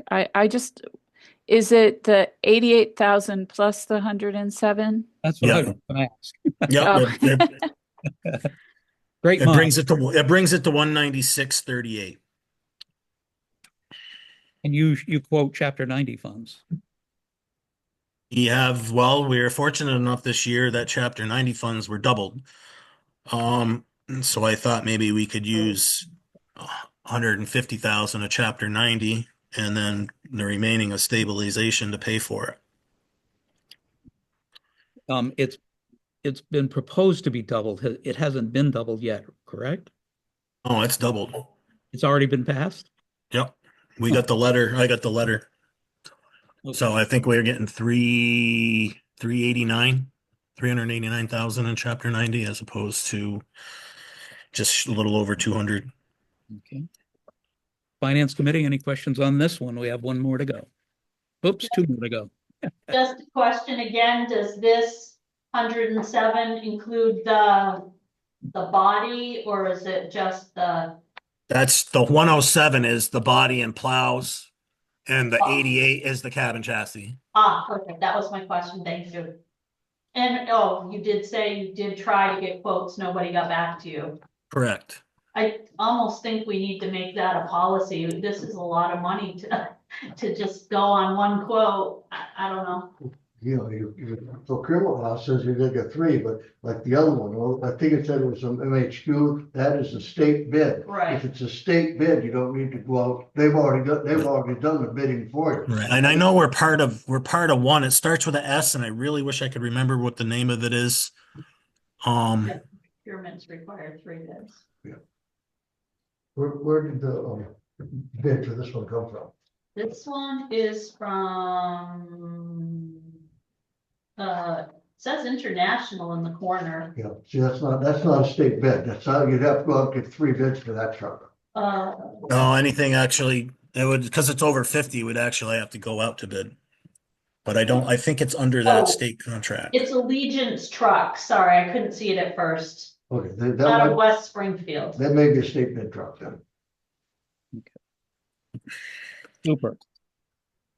It's a little after 7. Let's move on to the next two. We have this is a $107,976 equipment specialist request. Right. Well, that's the other half. Yeah, yeah. All right, we got one more then, or maybe two. 2 more, yeah. All right. This is the 2017 Chevy 1-ton. You want to replace that? Yeah, that's for the one we just discussed. That is the purchase of that one. Yeah, requests 2 and 3 are together. So that's on page, we should be now looking at page 59 of the select board packet, Terry. 4 of 4, that request. What page did that? I have hard copies. Sorry. Right. Hold on. It's for a Boss plow. Yep, that's where I am. That's page 59. Yeah, is that right? Yeah. A dumping platform and Boss plow. I don't remember dumping platform, but No, it would just the request date is 1/30/25 for a Boss plow in the amount of $7,519. Got it. It's 2 pages past that. Okay, good. Thank you. That's from Valley Welding. It's the 4th portion of the last truck we've been discussing. Correct? no, this is all on its own. This is not included in the 196 total. The plow you mentioned on the other one was in those numbers. This is a different one yet. Correct. Okay. So this is just a little 9.6 plow. would replace the original plow that was on the 2018 3/4 ton Duramax pickup truck. The other two that we have are in good shape. If we were to get rid of the 2017 1 ton, we could always transfer the plow that one is using to here. It's in better shape. But for the reason of replacement and the request is the one that was used on the truck has been welded a lot and it's worn out and beat up and it's not going to be able to get welded anymore. We haven't looked at it. We haven't taken the skin off to see what it looks like after this winter because in theory, winter's not over with yet. But that's what it'll cost to replace it. So, Jeff, if I can just ask a clarifying question there, is this kind of an insurance request? Like if we don't pass the 1 ton replacement, then we would still have this on the warrant? Because it sounds like what you're saying is if we approve the 196,000 to replace the 1 ton, then we will have a plow to put onto this other truck. Well, I guess if you put it that way, then yes. I wasn't thinking in that direction, but Okay. I just So in other words, if we pass the 196 at town meeting, then we could withdraw this plow request. yes. Yes, in Okay. theory. Okay.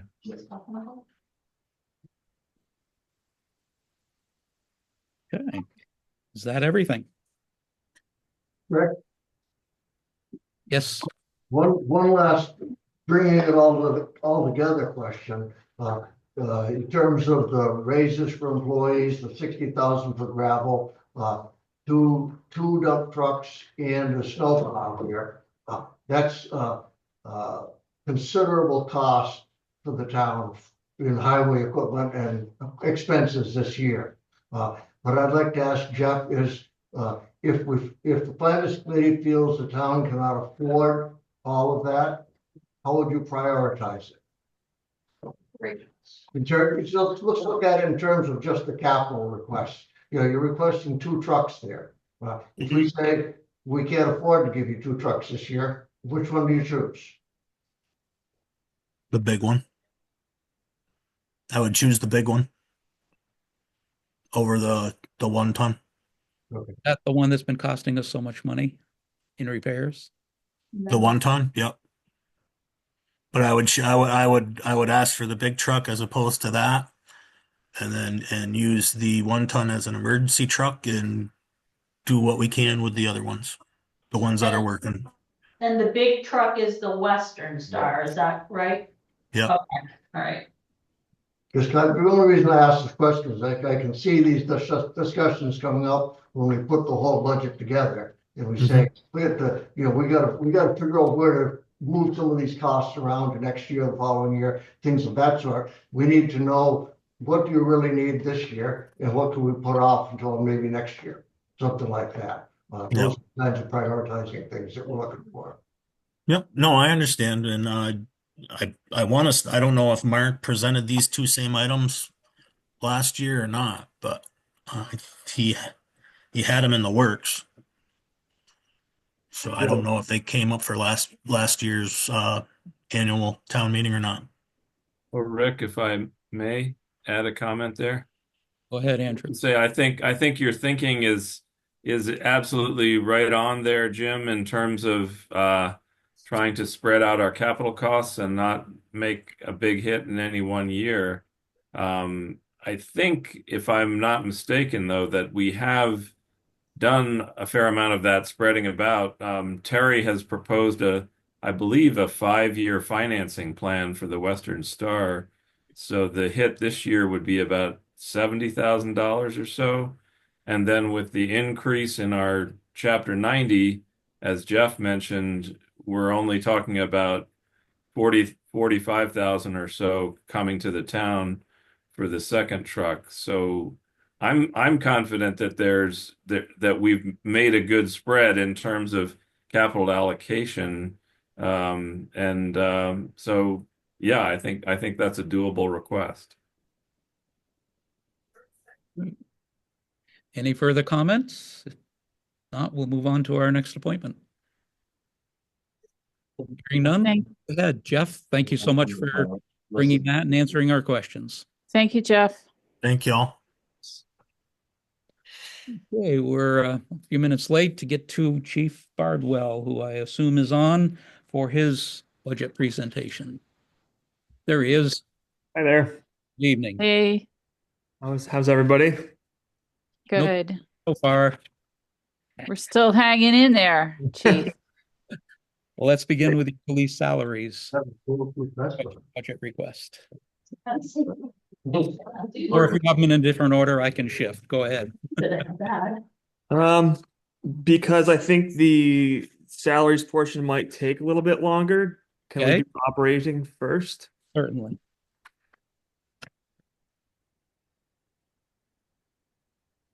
Okay, your operating for fiscal 2025 request was 88,620 for fiscal 2026, 91,700. 7 months in, I'm sorry, yeah, 7 months in of the current fiscal year, you're already at 47,800. Yep. So I think you must be looking at the same thing I had sent to Carrie with the commentary on the right within the comments. That's correct. Perhaps does everyone have that in there? Yes. So relatively self-explanatory, but I can just touch on the increases and decreases quickly. The increase in the telephone and internet that stems from the addition of a department cell phone that we kind of acquired through Buckland and have been paying for scattered throughout the operating budget in the last 2 years. So rather than pulling it from obscure areas of my operating budget, I put it where it belongs within the telephone and internet.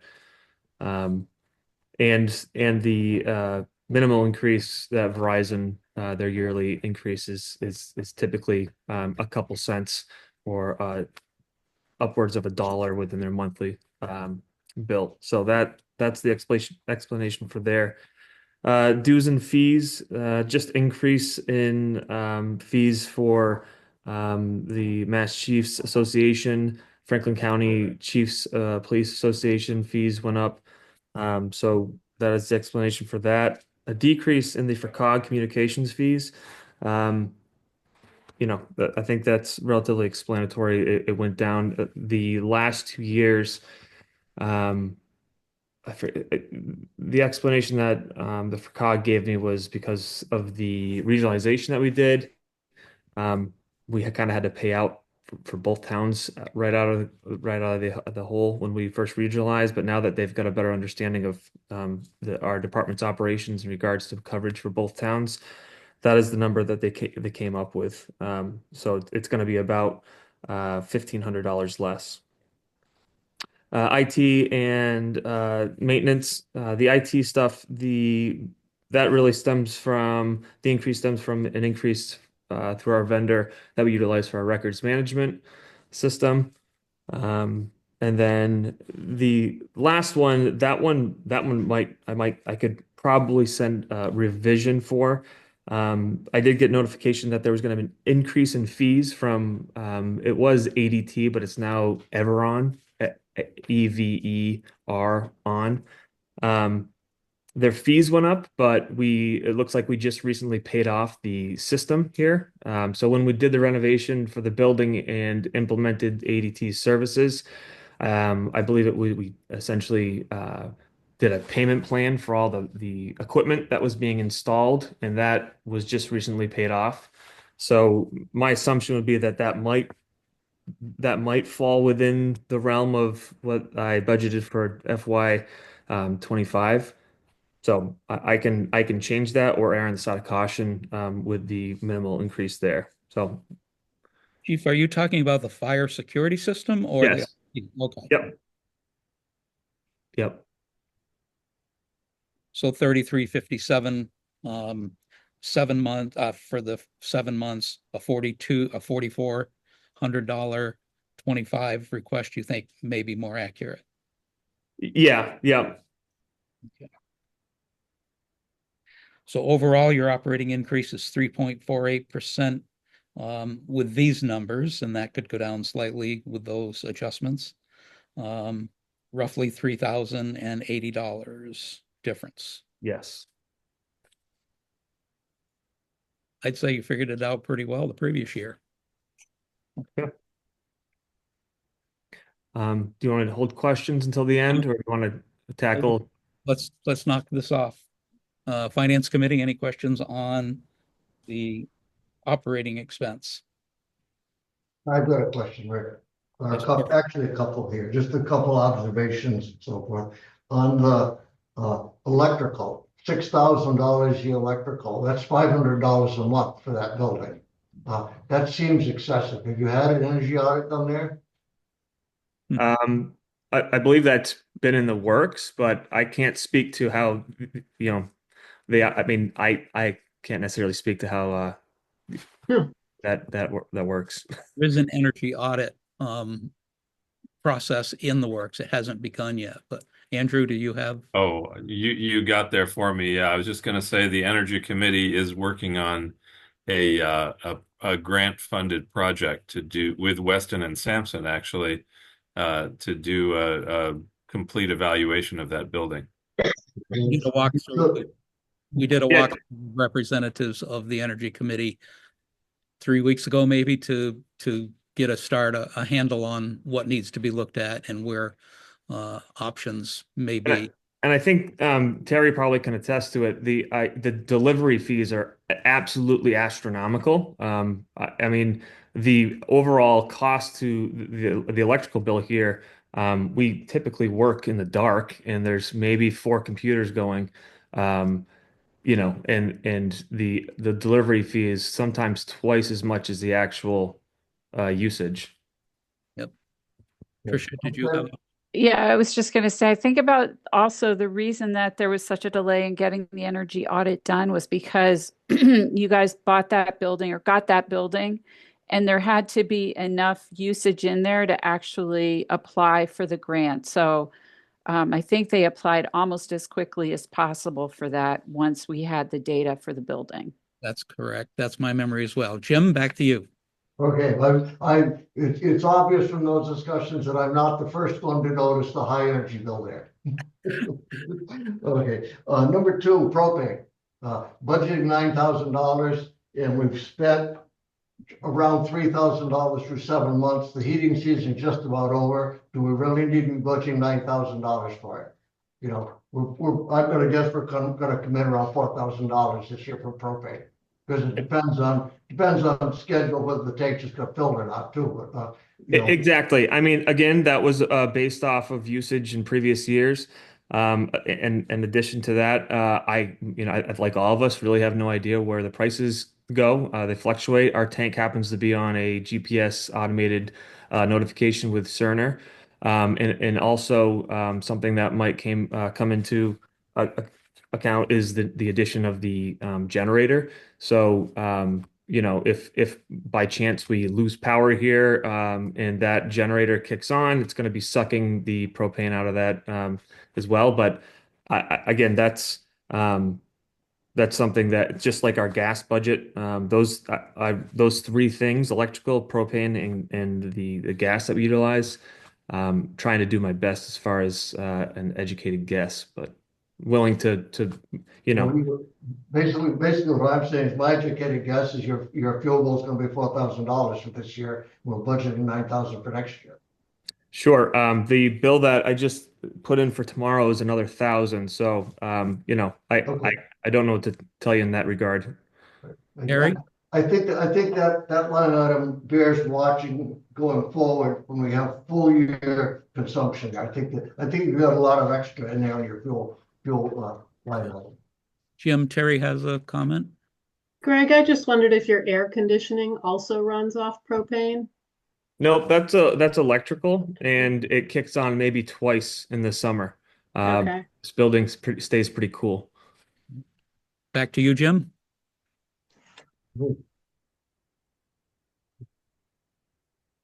think that's it. Rick, if I can just add a small comment, because I think Jim did flag a good point with the electrical, and we have run into those big demand charges in some of our other accounts.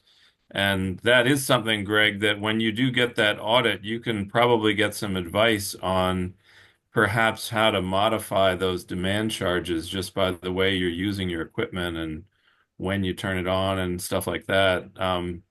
They may be able to help you with that kind of thing. Because I know we get big demand charges on using Memorial Hall Theater and things like that. And some of it's avoidable and some of it's not. Right. And that's a conversation I've had with Terry, because sometimes, I'll go in on a bill and payroll week, and, we really don't have anything that would be sucking high energy here. It literally is a handful of computers and lights. So, that's certainly something I'd like to discuss with the folks coming in and doing the audit. Yeah. Jim? Just one last comment. Once Greg started doing his explanation here, it came to mind was previous use of that building was basically an industrial use when the toothbrush manufacturer was there. So he's got an probably more on the order of an industrial electrical system there, and that may be why you're getting demand charges and so forth. That your electric usage now is entirely different than what the service was really designed to do. So that's what your audit may find out. Yeah, I would be interested in that, because I know Paul Mary did a significant amount of work in our utility room, and we're well aware of this place was absolutely wired to, look like run a factory when we got here. So obviously way more than we needed. Okay, does that take care of operating expense questions? If so, let's move on to police salaries. I think I mentioned in liaison reports from the Police Services Advisory Committee that the survey that we did came up with the averages, very intensive, comprehensive survey. And these figures basically came from, I think they call it a 80 percentile or 60 percentile. 60%. I'm 80? pretty sure it was 60%. 60%. Yep. And to bring us back into line with comparable departments of comparable size and road area to cover.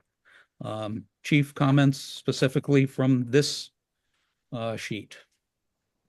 Not necessarily. I think it's pretty self-explanatory. I'm here to answer any questions, but the one addition to the salaries is the addition of an administrative assistant, a 16-hour position within the police department, and that's obviously a salaried position. So that would be the only actual employee difference.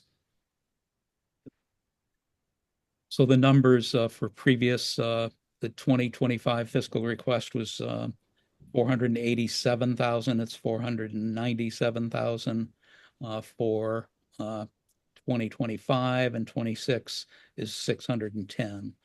So those are the rough numbers. The Police Services Advisory Committee did discuss this.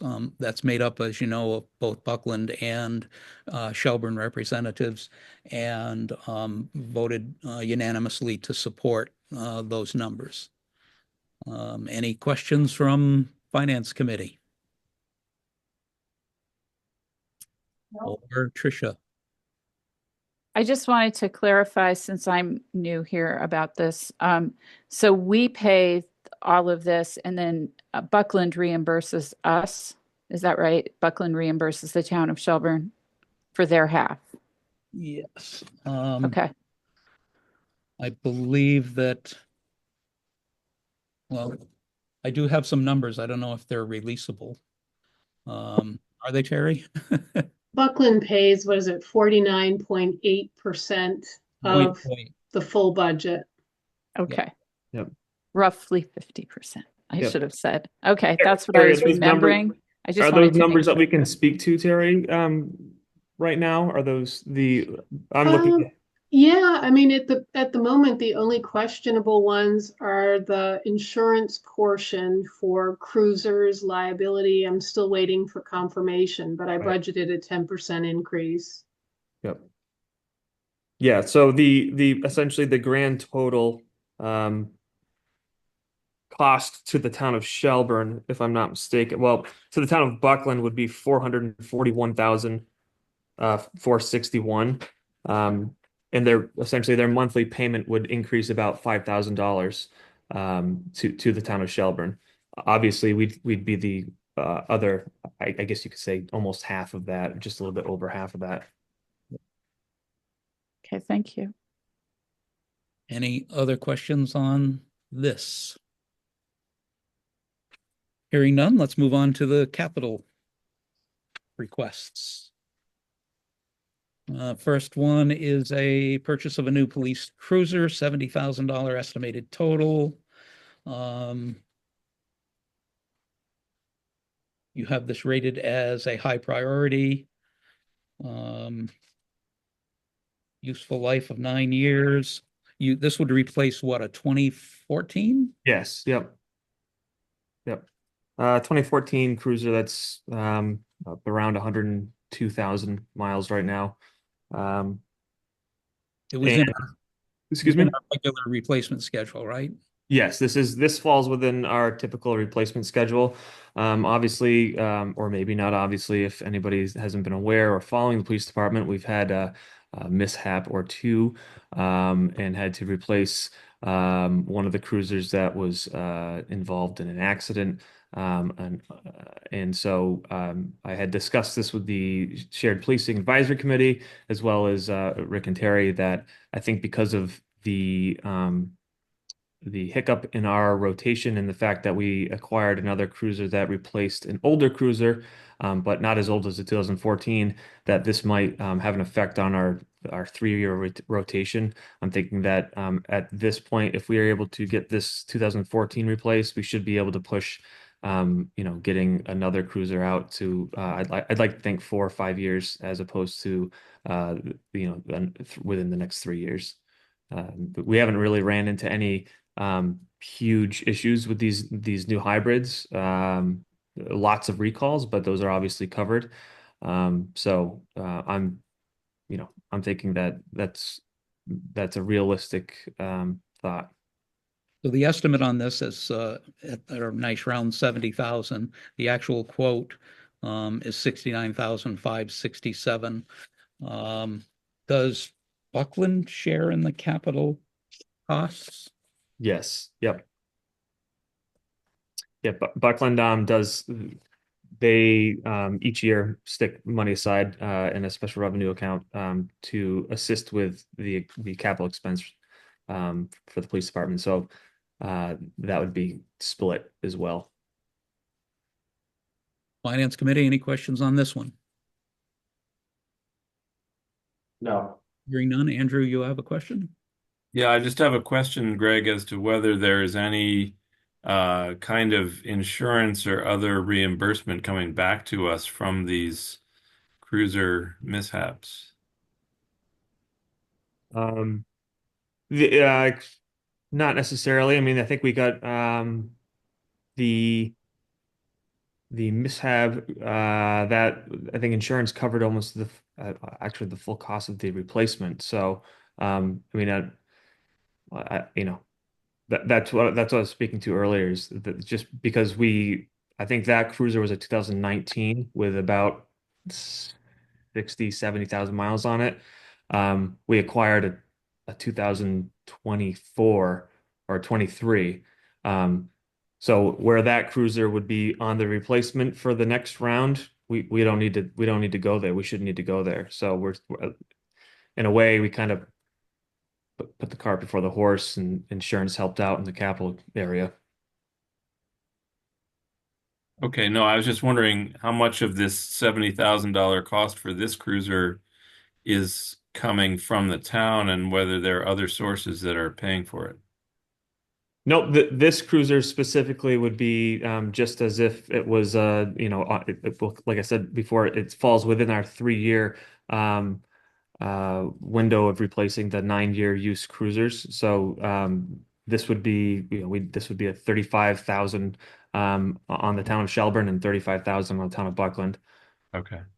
And the ones that were in an accident were fully replaced and paid for by insurance. So they're out of that 3-year rotation. Okay. That's what pushed it ahead. And does that 35 come out of our little mini stabilization for police cruisers, or Yes. yeah. Yep. So Yep. that's already kind of budgeted in there. Yes. Yep. Okay. Great. Jim? One question, just to clarify, okay, the cost of a cruiser is split with the town of Buckland. Our warrant article, will that be for $35,000 or will it be for $70,000 anticipating 35,000 reimbursement from Buckland? That's a good question, Jim, but my assumption would be that we'd be fronting that money and we'd be reimbursed by the town of Buckland. Okay, if that's the case, our warrant article needs to be very clear that we're appropriating that money contingent on the town of Buckland appropriating their portion. I agree. Terry, we can make sure that that's, and I can speak to Heather or whomever is in the hot seat over there. Not it. Sounds good. All right. Your next capital expenditure request is for the bulletproof vest replacement. Police Services Advisory Committee also reviewed this and has unanimously voted to support it. My understanding is these have a expiration date and it's time to change some. Yep. So the department is all wearing bulletproof vests, and those are acquired through a program called the Patrick Leahy Bulletproof Vest Partnership. It's a federal grant that provides funding, not 100% funding, but up to, I think it's at a minimum, 50% reimbursement for the purchase of bulletproof vest replacement. Bulletproof vests have a 5-year lifespan, and there's 6 of us that are expiring or expired in October of last year. One of our select board members a couple of years back asked me, well, can't you just continue to wear them? And I mean, I'm not a scientist or I have no explanation as to why the bulletproof vest has an expiration date, but it does. And I'm going to say that I'd rather, have my officers wearing vests that aren't expired. God forbid anything terrible happen. So these vests, as you can see in the quote, is just over $1,400 per vest. So again, erring on the side of caution, $1,400 per vest, give or take, for six vests. And essentially, what happens, because it's a federal grant, we would acquire that money. That money would go into the special line item that already exists within the town. The special revenue account that exists for the vests. We'd pay for the vest up front, and then once we received reimbursement, it would reimburse the town for at least 50% of the total cost. Terrific. Tricia. So with federal funding being involved in this formula, are you guaranteed that funding already, or is this something that you have to wait for a federal budget to pass? So good question. When we met with the Shared Policing Advisory Committee, there was somebody on the committee that had asked about, the federal funding aspect of this in regards to just how the way things are going currently in our country.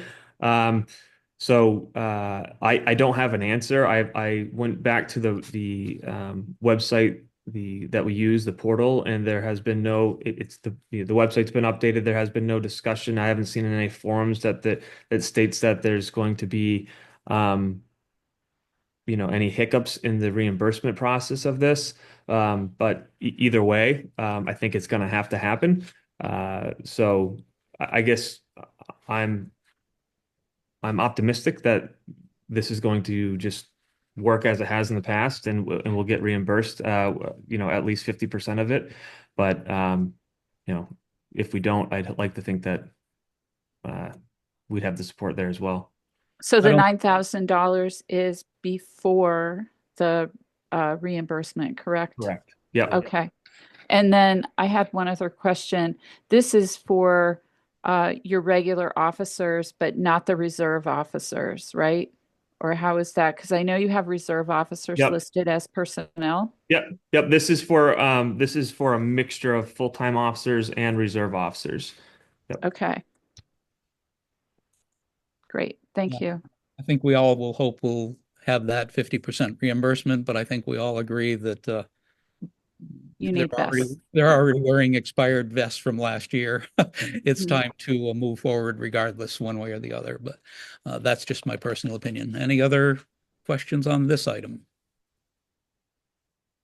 I think that is it for yours. Is that correct, Greg? Yep, that's it. Thank you, Greg. Thanks for keeping your officers safe. Yeah, no, it's good seeing everybody. Always a pleasure. Take care. All right. Thank you. Okay, only a few minutes late. We're doing really good considering our our packed agenda tonight. Franklin County Tech School budget presentation. Sorry about being 6 minutes late for you folks. Who do we have to speak to us? So we had scheduled Superintendent Rick Martin for tonight. He was trying to pull double duty. He was in the town of Conway at 6 o'clock. Thought he could make it out in time for a Zoom meeting with you all at 7:30. We don't see him on the screen, so apparently he's not going to make it. Okay. So you have me, Russ Cobras. I am the school business manager on my way out, retiring June 30. And also joining me is Liz Bouchard, who's the business manager elect, the business manager who's hired to replace me. So you've got the B team. There you go. Rick, I don't know what Rick has shared with you all. Terry, did he send a budget book or anything on our end? We all have. He did send. Yes. You all have the budget book. Okay, and I think Liz, do you know how to bring up the budget book if Terry shares? Yeah, do you want me to share my screen?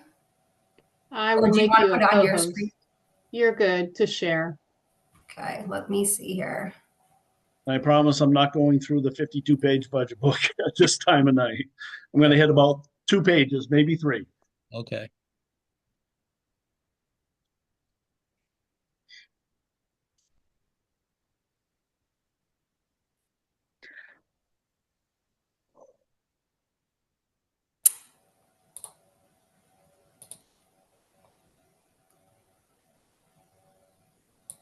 All right, can you see my screen?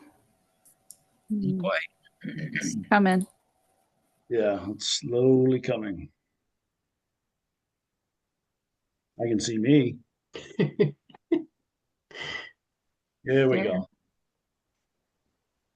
So what I had Liz do is go to the budget summary page of our budget book. We have the budget, or it's page 12. And this shows on the top half of the screen a list of all of our revenue sources. And on the bottom half of the screen is our appropriations, how we're spending the budget. Just a couple things. You can use the plus sign to bump the size of that up a little bit. Oh, yeah. Liz, can you increase the size? Yeah, just zoom in on the revenue side. Yep. How's that? That's better. Thank you. Yep. So as you can tell from the categories here on the screen, our budget, similar to Mohawk's, which we listened in a little bit earlier, a very good chunk of our budget is based on town assessments, on you folks, our local 19 towns. And then we get Chapter 70 funds from the state, transportation funds from the state. And then we also rely pretty heavily on our tuition revolving fund. It's a little bit different than a school choice tuition fund. We charge full tuition to any towns who are not members of Franklin County Tech. So they pay anywhere from $22,000 a student to $26,000 a student, roughly in that area. for each student that we take from the non-member towns. But the first line, the assessments for our member town, the assessments this year went up on average across our 19 towns 5.5%. That's probably one of the highest percentages we've had for an increase to our town assessments in the last maybe 10 years. We've been pretty consistent at 3%, 2.5% in that area. Yep. Bear with me, Russ. I think I have the wrong book up. Nice screensaver. If you want to keep going, I will. Yeah, I'll keep. Liz is struggling because Superintendent Martin has a final budget book that he issues in late February, a final budget book version 2, final budget book version 3. So we're probably on version 7. So in any case, our total budget is just under 3%, and our town assessments went up 5.5%. We fully intended to keep our town assessments at about a 3% increase level. But we see a train coming down the track, and that train that's coming down the track is called the state's revamped Chapter 70 formula, which a few years ago they coined it as the Student Opportunity Act. But when they tweaked the Chapter 70 formula for all the funding for us schools in Massachusetts, they had thrown some extra money at Chapter 70. So if you had increasing enrollment, which Franklin County Tech certainly has increasing enrollment, we would see some increase in funding. But what they didn't really highlight for the local towns was in the Student Opportunity Act, there's a mechanism that's also saying the towns have to pony up extra money, just like the state's ponying up extra money. That where they do that in the formula, it's called the minimum contribution. So I know Mohawk shared the minimum contribution for them, and we'll share it on the screen in a minute. But what this means is the train coming down the track for our member towns, because for the last 26 years, because I've been here 28 and I could chase down my data for 26 of the 28 years, we've averaged just over 3% increase to our towns during that entire time. Never got in trouble with having towns not reaching their minimum contribution. Matter of fact, there was a point where our towns were contributing to our school $800,000, $1 million above their minimum contribution. In the last 4 or 5 years, when the Student Opportunity Act kicked in, that formula is demanding more and more from the member towns. And we're seeing that pretty soon, and pretty soon meaning next year, if we kept our assessment at 3%, next year, our average increase to our towns would be around 12%. So what we decided to do this year was split the baby in half, increase to our member towns 5.5%, and look at a similar increase that's probably going to happen next year at 5.5 or 6%. Again, that increase is driven by enrollment, is driven by the state formula, and is written into the law. So at some point, even if we wanted to go with 3% increase, the state law is going to tell us you have to charge your towns X number of percent or X number of dollars. So that's why we have a 5.5% increase. Liz, if you could go to Appendix L, that has the operating assessments.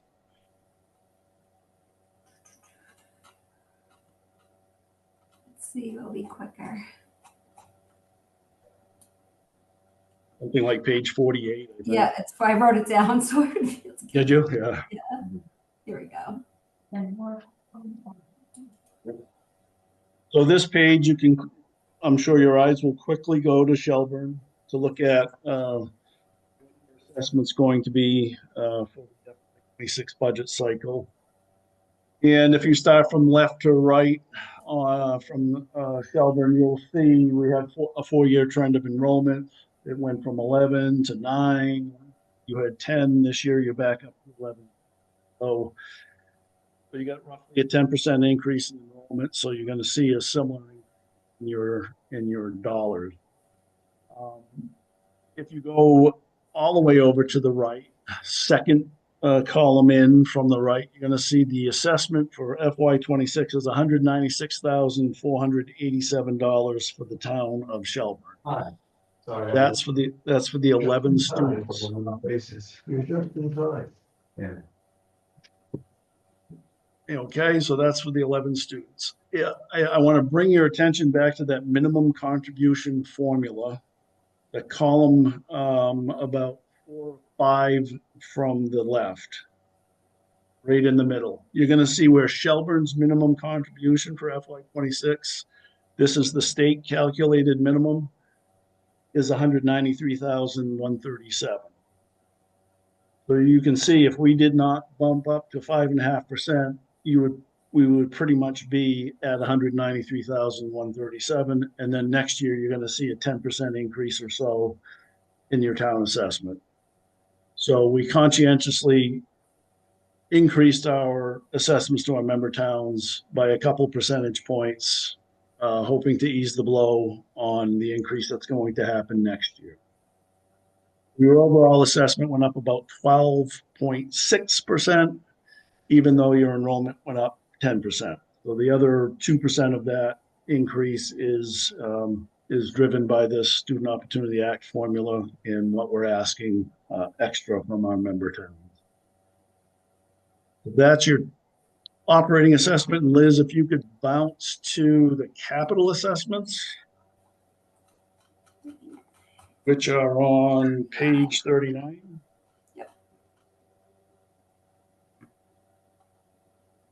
And we can just highlight Shelburne is on the capital assessments. We did a $2.2 million project called an accelerated repair project a bunch of years back through the Mass School Building Authority, and Shelburne's share of that capital assessment is just over $6,500, $6,574.50. So that's for the accelerated repair project. And while we're on the topic of capital, Franklin County Tech School is going through a feasibility study to build and or renovate, do a major renovation to our high school. We are busting at the seams. We gave up our assembly hall a couple of years ago to split it up into 4 classrooms. We're basically at capacity. The building's 50 years old. We looked at our long-term capital plan, and we had millions and tens of millions of dollars of costs that we could see coming down the road, both in replacing roofs. If we added a square foot onto our building, we would pretty much be up against the sprinkler fire suppression laws in the state. We have no sprinkler system in our building because it's that old. We would have to replace all of that and go with a sprinkler system. So we're doing a feasibility study currently. We're looking to see, again, they're going to give us pricing on a major renovation versus a brand new school. The time frame for the feasibility studies that started a few months back. They will be doing the study for about 1.5 years. We're hoping to get some rough square footage estimates from the architects and engineers in the next 2, 3, 4 months. And then by this time next year, the schematic design of the whatever proposal we end up going with will give us some kind of construction estimates that we'd be able to share out with towns. So I'm thinking I may not be around because I'm retiring June 30, but sometime around that point, we hope to share out with the towns what the rough estimates may be for a school project at Franklin County Tech. And that's my brief presentation. I'm willing to take questions. One ready to start? Andrew, got a question? No. Tricia? Finance Committee? The only question I have isn't really related here, but we want to go into it now, Russ, is the question I had regarding the adjustments to the assessments from last year, which just started occurring this past week. Yeah, so what happened last year is Shelburne was getting charged. So there's two students in a family that apparently resides in Shelburne. One student was being charged to Shelburne, or apparently resides in Buckland. One student was being charged to Shelburne, the younger student was being charged to Buckland, or vice versa. So on first blush, you would think our guidance office would pick up on that and say something kind of funny is going on because you get the same family students being charged to different towns or households.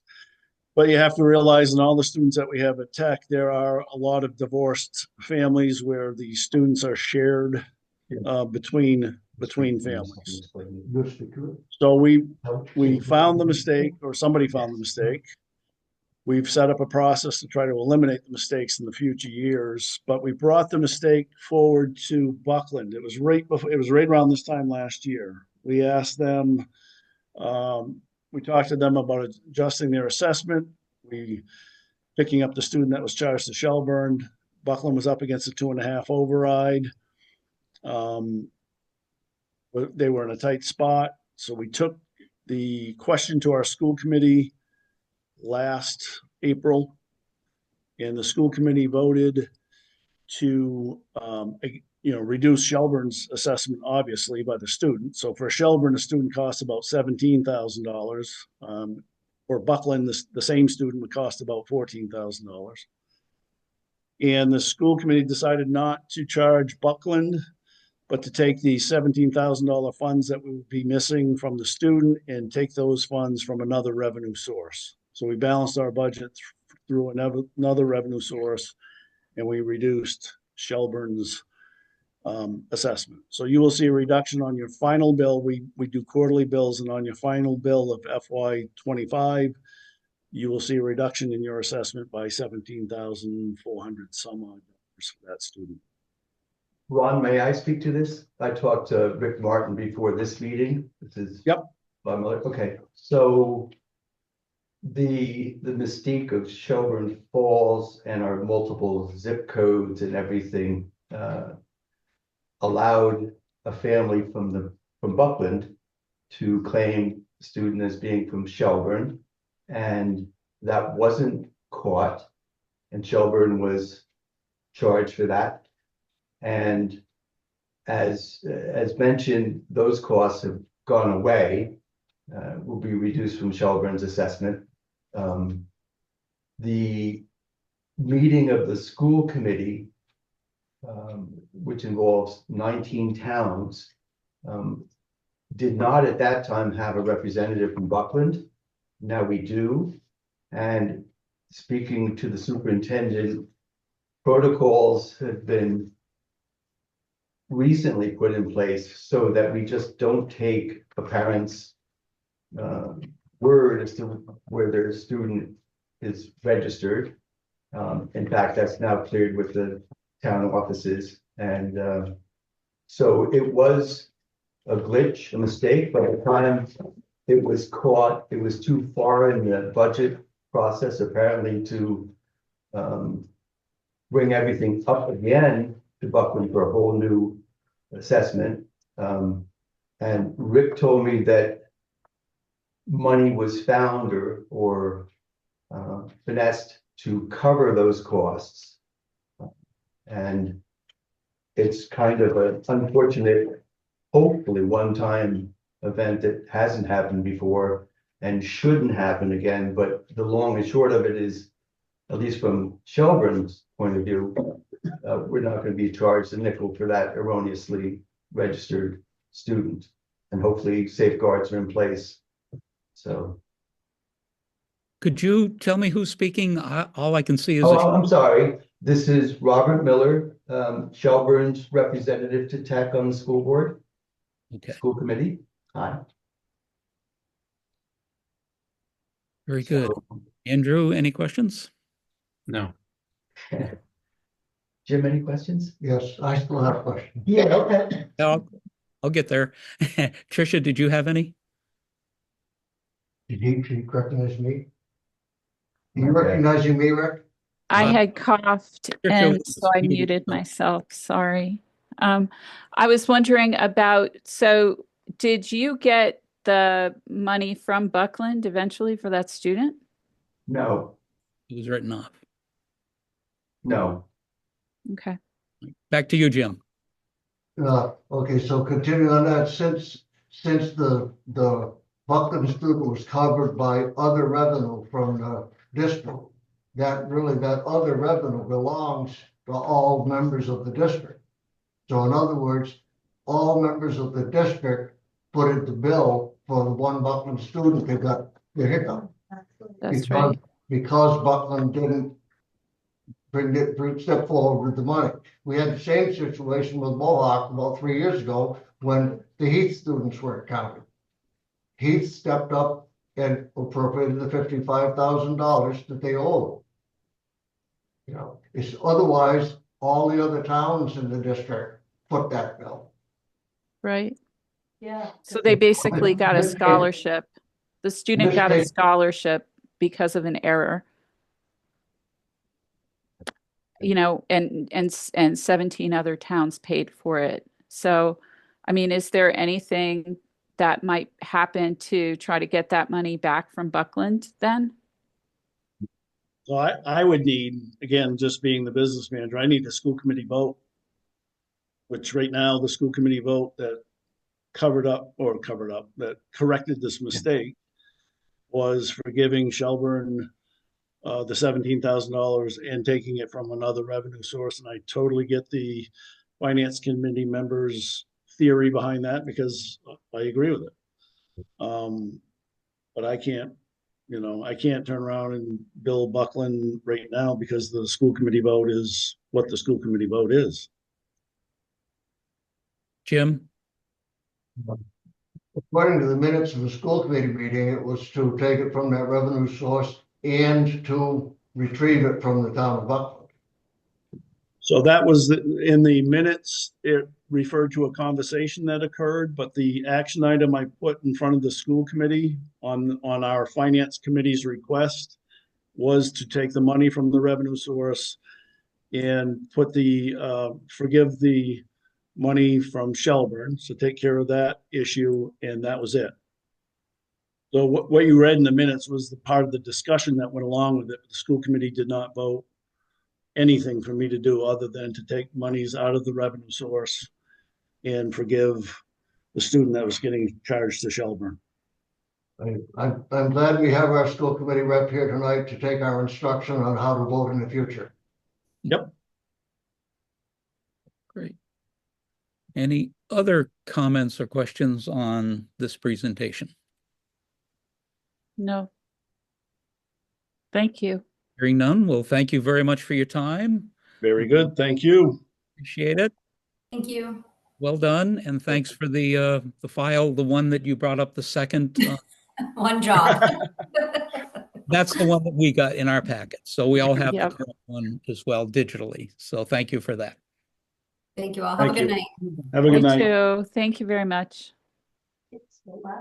Okay, that takes care of our appointments for the evening. It's only 8 o'clock. Let's rip. We did it. Next is liaison reports. I sent mine early last week, the day before my Franklin Regional Transit Authority meeting. I'll have that in my liaison report next at our next meeting. Any questions on my report otherwise? No, Rick. Tricia sent out hers as well in writing, which we're trying to do temporarily to shorten our meetings. We're 2.5 hours in this one already and have a ways to go. And Tricia, I did have one question in it that I think is just a communication error, perhaps, or a what was wanted. Under your EMD report, item 2, met with the rec committee who voted to approve designating Cowell as a primary shelter for the town.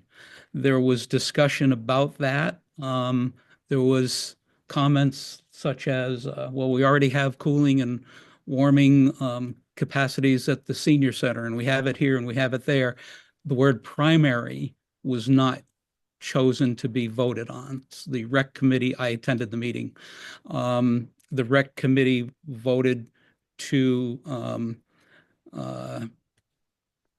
designate Cowell, or to support the designation of Cowell as a emergency slash warming cooling center, but not as primary. So the word primary.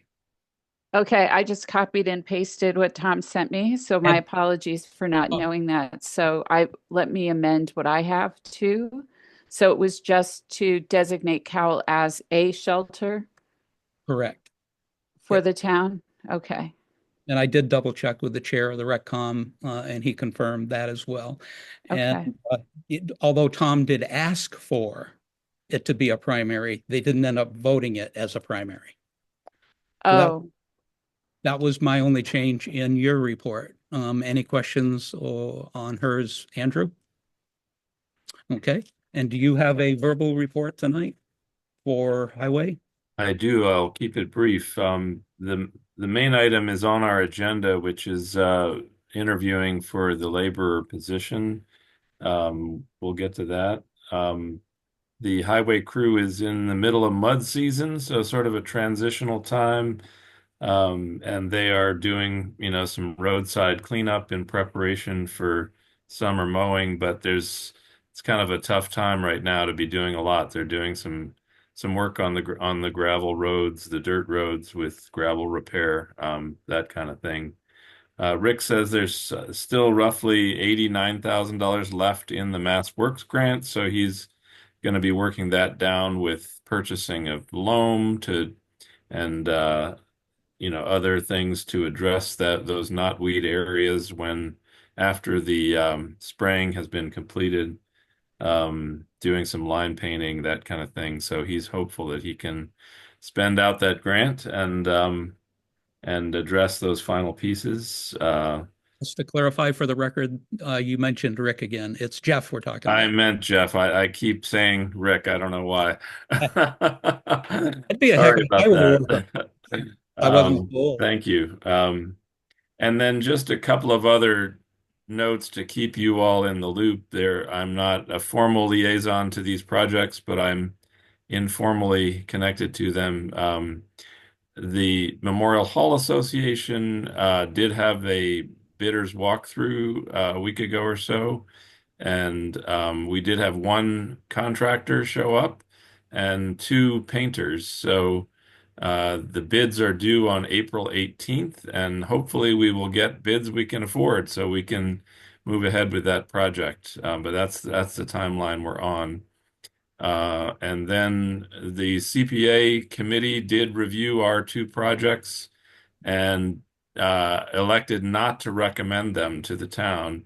Their reasoning, which I actually agree with, is that the town should spend other existing sources of money first. And it had not occurred to me that we have housing trust fund money that we could be using for those projects. So I will be putting that back on the agenda for us to think about at a upcoming meeting.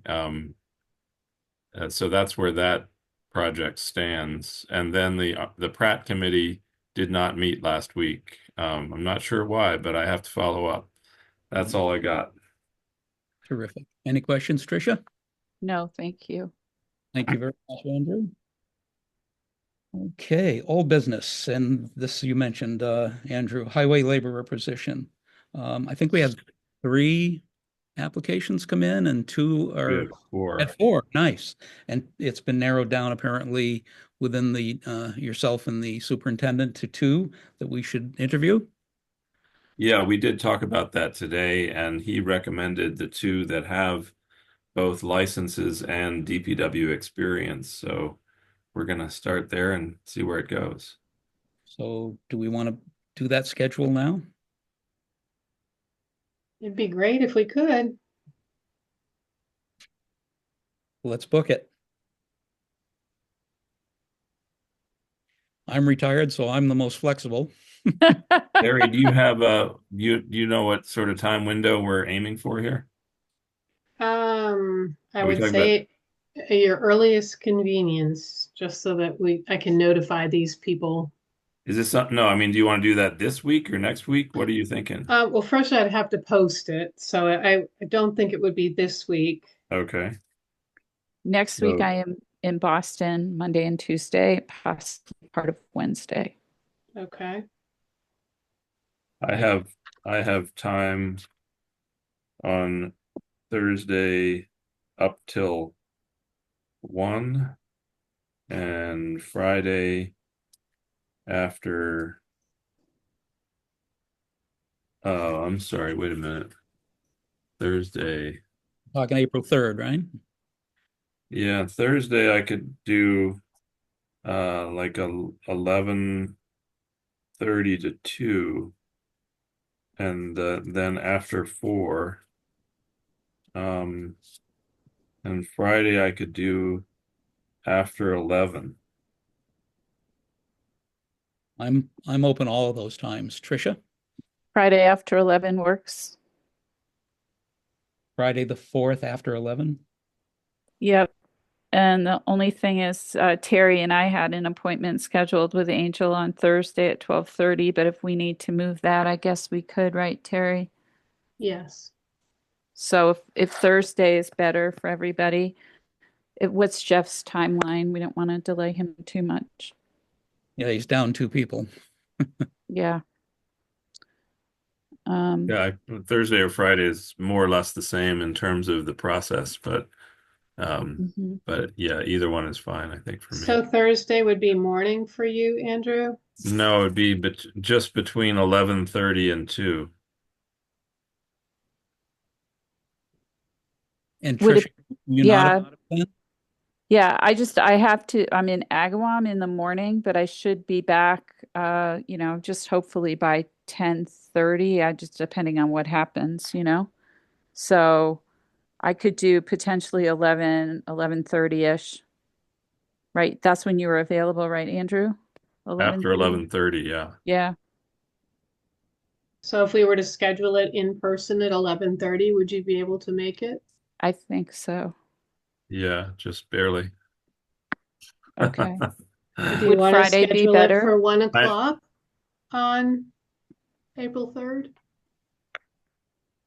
I can do 1 to 2 if you want to do that. Let's do 2 of them in there, 1 to 2. Can we get 2 done in an hour? Based I on all think the ones so. we've done before, I would think. Okay. Try to get Okay. one for 1 o'clock and one for 2 And o'clock. if that doesn't work with the applicants, we could go to Friday and offer them that as a backup. Friday, though, was only after 4 o'clock, right? No, I have after 11 on Friday. Oh, on Friday too. Okay. Yeah. There we go. 2 options. Got what- Okay, thank you.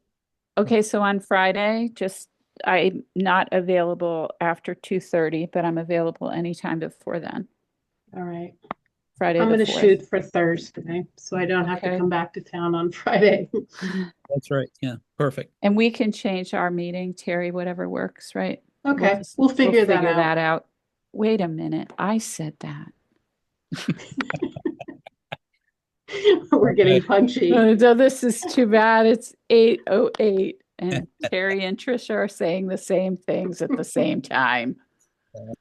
Okay, great. Thanks. Done. New business. Rick, Yes. your first item in new business, I think we missed that when the school committee was here. I think you tried to go to it now, and we didn't hear that part of it about going to the water heater. Oh, We missed that, right at the end of the school committee presentation. I think you said something about the water heater. We went right over our heads here. We didn't hear you. okay. So let's just have a little discussion about that for a minute. The first item on the new business. I think It's in here somewhere. yes, it's here somewhere. I have 2 concerns on the water heater, the capital request for water heater. Number one, it's the definition of capital is in the district agreement, which is voted on by 8 towns. The water heater really does not fit into the definition of capital, which is voted on by the 8 towns. Last September, the school committee established a procedure which has a different definition of capital. You can't change the definition of capital without a vote of 8 towns in the district agreement. So that's the first item, that you can't change the definition of capital. And the second item on that water heater, it's a $25,000 water heater. They have ample funds in their operating budget this year to fund that. Their school choice account, their revolving school choice account, which is available for unanticipated expenses, has $2 million in it. I think they can afford a $25,000 water heater without even seeing a ripple in that account. Once we set the precedent of these small items being capital, every lawnmower is going to be a capital item. Every floor scrubber they purchase is going to be a capital item. Every pump for the motorhome is going to be a capital item. Setting a $10,000 threshold, you're opening up Pandora's box on that, and you'll be getting constant requests for capital for small items, which they have ample funds in their budget to purchase those. And this, in the case of this water heater, it's already been installed, the bill's already been paid. They're looking for reimbursement for it. In my mind, a capital item should be planned. We have a capital plan. Here's an item that's already been replaced, already been purchased, and we're getting a capital request for it. That's what we're talking about here, is breakdown maintenance. We shouldn't be doing breakdown maintenance for capital. Couldn't agree with you more. And they are asking for a warrant article at our upcoming annual town meeting for ours and all the other towns in that chart. I assume you've got the chart as well in your packet, where they broke down the $36,713 expense by town. What would you suggest we do? Respond to them with that concern? Would you like to? Basically what I'm saying is, if you put that on warrant, I'm going to get up and very strongly speak against it at town meeting. And the finance committee will take a vote whether to support that article or not. But the way I see you nodding your heads and agreeing and so forth, I don't see a lot of support for it. So, if they request to put it on there, we have to put it on there, but I don't see much of a chance of it getting support. Is that correct? If they request it, we have to? I don't know.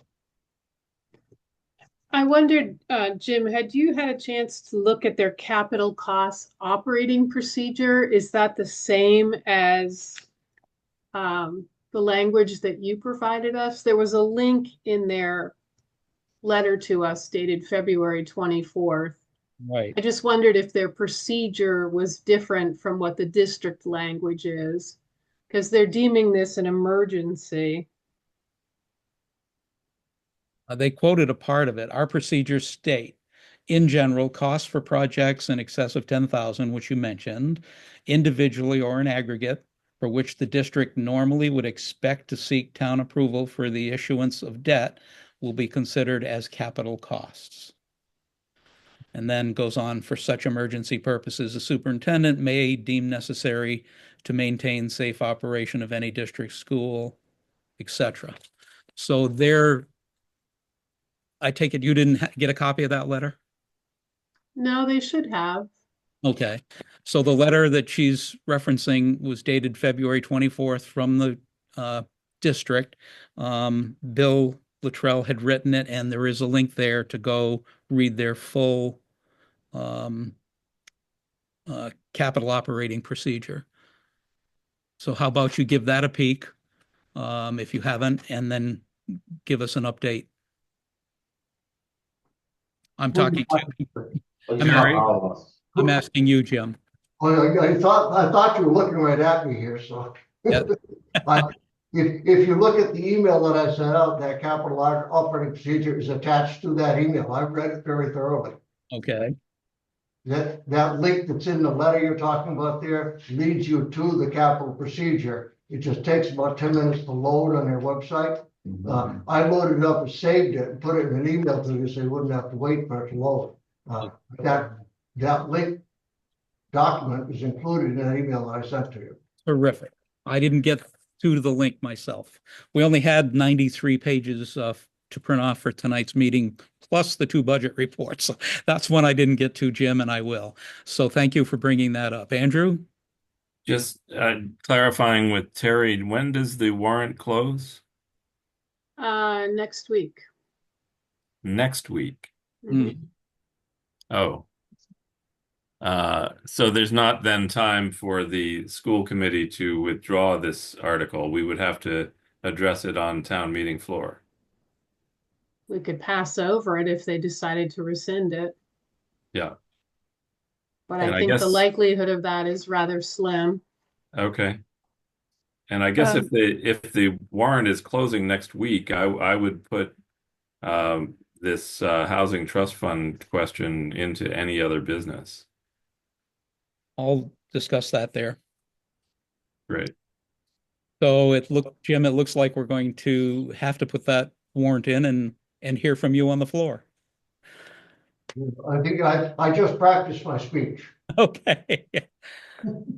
I mean, I think Rick and Jim, it looks like what they're using is in that the how to distinguish capital costs from operating costs. It looks like they might say they're using number 6, that an emergency, for such emergency purposes, the superintendent may deem necessary to maintain safe operation of any district school. So that would be my assumption, that that's what they're using to justify this being a capital expense. I don't see how it's an emergency though. If the water heater isn't working and it has to be replaced. Yeah, it was leaking. I would agree with you, Tricia, on that. Where I disagree is that they cannot change the definition of capital with a procedure. They have to get the vote of 8 towns to change the definition of capital. The definition of capital is in the district agreement. Okay. Okay. That requires a unanimous vote of all 8 towns. They tried to change the language in it last year. They failed. And now they've written a procedure to take care of that. And the next question I ask is, why don't you just write a procedure to change how we count students? I see what you're saying. Okay. Once you make a change there, okay, you change the definition of capital. Capital is defined a certain way in agreement because of the way the district was set up. And then your cost allocation from that is based on which school the capital is for. If it's for Mohawk, the allocation is based on the Mohawk members. If it's for Buckland Shelburne School, it's based on Buckland and Shelburne. Once you start throwing vehicles into there, which building do they belong to? You make an absolute mess of the agreement. So you wouldn't consider having the and I believe your answer is going to be right. Making an extraordinary repair to a school building, that you wouldn't consider getting a water heater as an extraordinary repair. No, right? I would consider, I would consider a new roof, asbestos removal, something of that, major additions, major renovations. Those are extraordinary repairs. Right.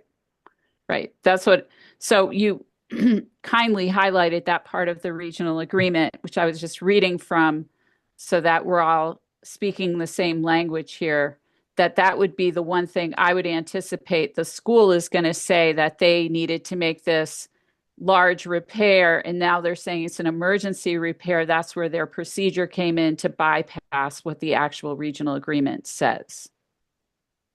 I say, if you've got a $2 million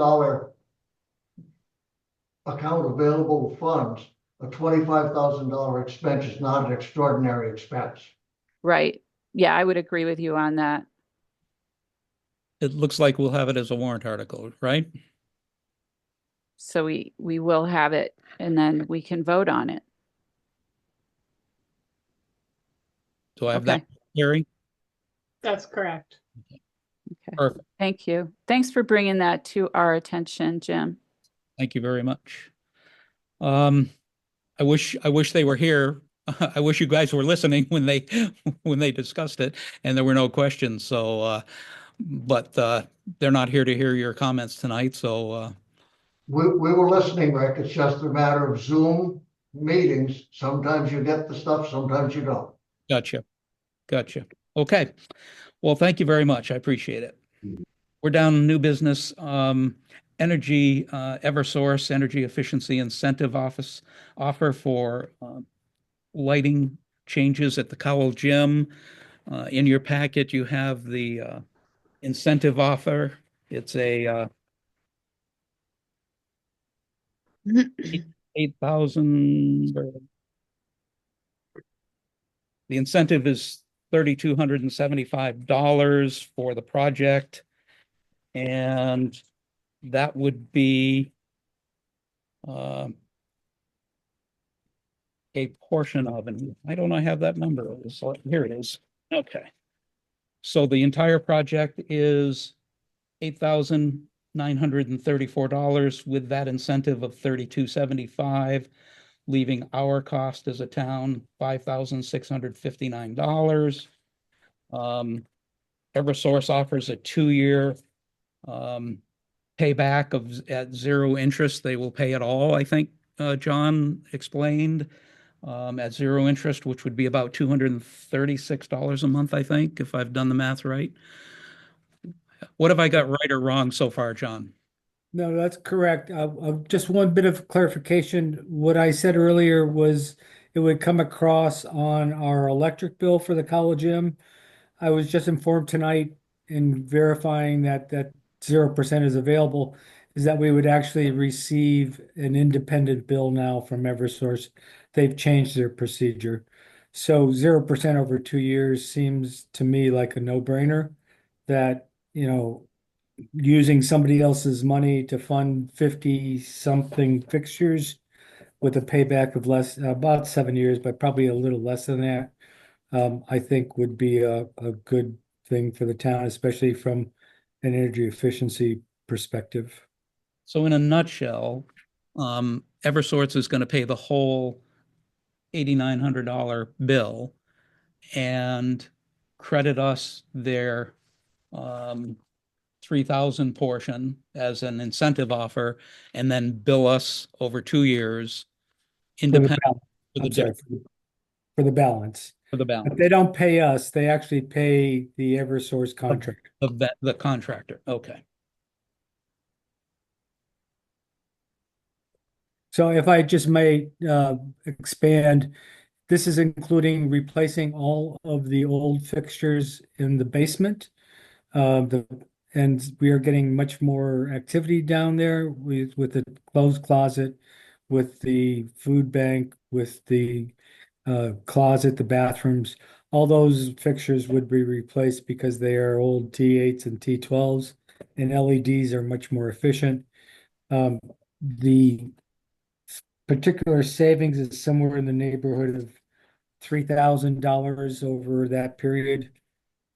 So we would be actually helping to reduce the demand charges on the building when those lights are turned on, which should bring that number down a little bit, what we're paying right now. That, in effect, that at some point, the Eversource incentives for the pole barn from the solar should be kicking in. It should be a pretty negative impact. Whatever that 60 or $120 a month will be offset by those credits also. Yeah, it seemed to me at the get-go that how did they figure out a 7-year payback for lights in the basement that are sometimes on, sometime off? How did they split that out of the bill? It seems like a number that just was dragged out of the air to me, and I'm sure it wasn't, but it wasn't anything I could wrap my head around how they could possibly estimate the use of those or the electrical use of those particular lights and give us a savings.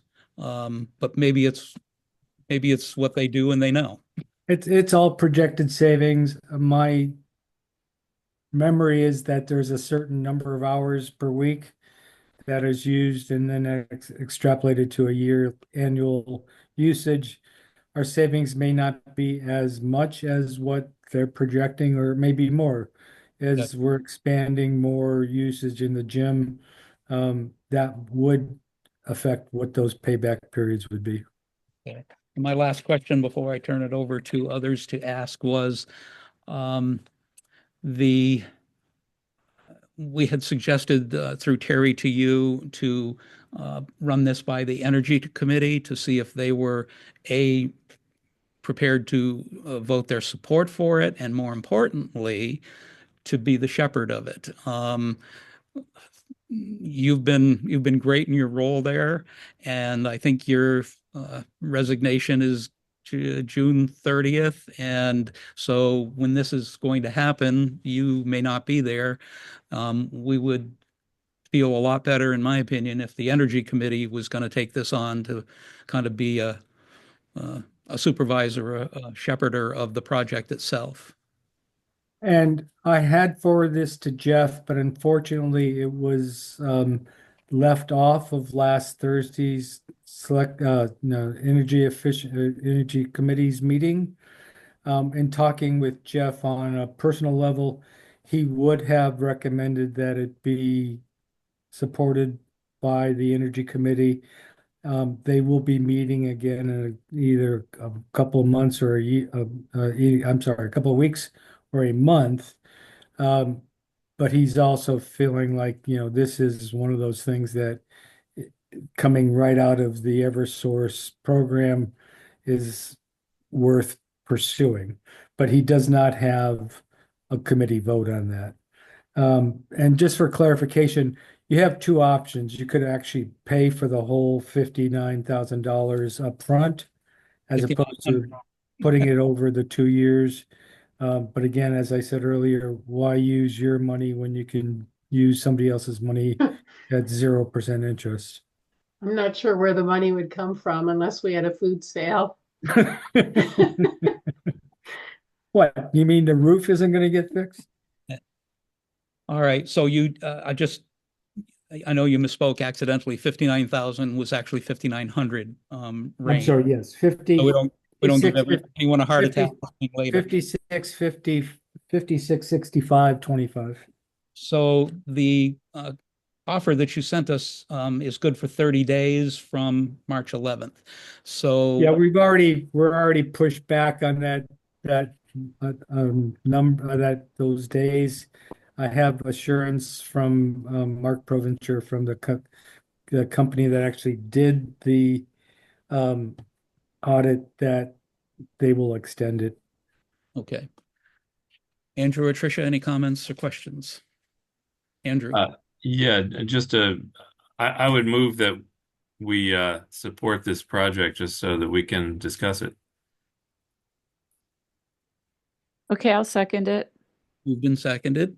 Great. And so I support this, John, but my question is, have you and Diana, you didn't mention the recreational spaces downstairs. Have you and Diana actually already developed a lighting plan for those spaces with the new LEDs, or are you going to do that with Eversource when they do the project? We're just replacing existing fixtures, Andrew. We're not adding or rearranging fixtures. Oh, okay. The reason I bring it up is because Diana's been asking me to help her with a ping pong activity down there, and ping pong needs lighting in the right places so that you can play the game. So I would recommend that you and Diana take a look at how to light that space so that you can actually play ping pong down there. Well, considering what the existing lighting is, I would suggest that we wait till after those fixtures are replaced to actually see whether or not any additional requirement is needed to move fixtures. Going with, right now, there are compact fluorescent light bulbs screwed into wall fixtures, ceiling fixtures. These are LED fixtures, so they will change the look of the room, and we don't have a whole lot of choice as to what type of fixtures we can approve. There's a certain limited fixtures. It's pretty much, here's your offer. Right. We can request a specific Kelvin type color so that people are not playing pickleball in the dark. And I would recommend about 4,000 Kelvin because that's a bright light and people will be able to see better. But the reflectivity of these fixtures is much better than what we currently have in the basement. But that's good. I just, it's just, and I'm happy to wait and see what you get and whether there's enough light. But I know from playing ping pong that if one person is looking at the light bulb and the other is not, then you've got an uneven game. Well, considering that they've offered 2 sessions and no one showed up, I'm not sure how critical that's going to be. All right. All right, so the motion on the floor was that, refresh my memory, I'm starting to get fried here a little bit, to approve going forward with the incentive offer and take advantage of Eversource offer of 0% financing. So moved, yes. Second. Moved and seconded. Any further discussion? All those in favor? Andrew, Aye. Tricia, Aye. I am aye. Motion passes 3-0. Good work again, John Walsh. Thank you. Thank Thank you. you, I will notify Mark Provencher of the whatever there so many different acronyms of energy companies tomorrow that you've approved it. They will send a final signature page, and we should be able to actually get this done fairly quickly. Yeah, the first one that I see is just for the project, but not for the 0%. So there's probably another form for that too. Correct. Yes, I will inform you want to go with the 0%. All right, and advise Jeff Bettner too, please. I will. Thank you. Thank you. Appreciate it. Thank you, John. Yep, you're welcome. Parade permits. Arms Academy alumni, June 28th. 2 detail Got it. officers, properly filled out. Yep. 10:30. Do you need a motion? Yes. Yes. Yes, I move to approve the parade permit for the Arms Academy Alumni Association to be held on June 28th. Second. Moved and seconded. Any discussion? We'll call the matter to a vote. Tricia? Aye. Andrew? Aye. And I am aye. Passes 3-0. Next parade permit is Franklin County Dial South. This is for the 45th Annual Bridge of Flowers Road Race. It would be on August 9th. I didn't see an approval or anything from the chief of police. Don't I have that approval in my office. Okay. Oh, okay. Yes. Okay, well then I move to approve the parade permit for August 9th for the annual Bridge of Flowers road race. Second. Been seconded, been moved and seconded. Any further discussion? Hearing none. Tricia? Aye. Andrew? Aye. And I am aye. Motion passes 3-0. And the third and last parade permit, I think it's third and last, September 27th and October 4th rain date. This was for the Buckland Shelburne Elementary. I can't read what it says, it's too faint. Oktoberfest. Okay, The Oktoberfest. gotcha. All signed off by the chief. Everything looks in order there. Okay, I move to approve the event permit for the Oktoberfest at Buckland Shelburne Elementary on September 27th with a rain date of October 4th. Second. Moved and seconded. Any discussion? Hearing none. Tricia? Aye. Andrew? Aye. I am aye. Motion passes 3-0. Okay, proposed special town meeting warrant for April. You have that before you. I think we've talked about this before of the Article 1 which was the, oh no, I'm sorry, Article 3, which was the Community Preservation Fund in its first year. At our town meeting, being newbies, we failed to split into the 3 different categories as required. It was, I think it was our accountant that caught the error. I may be mistaken, but noted that it needed to be corrected prior to our next annual town meeting. So this one would happen before our upcoming annual on that item, and it's straightforward. 8,100 was the percentage for each of the 3 required categories. The other 2 articles were regarding the opioid settlement stabilization fund and to revoke the dedication of the opioid litigation settlement funds received by the town. 2 articles involving that. Any comments or thoughts?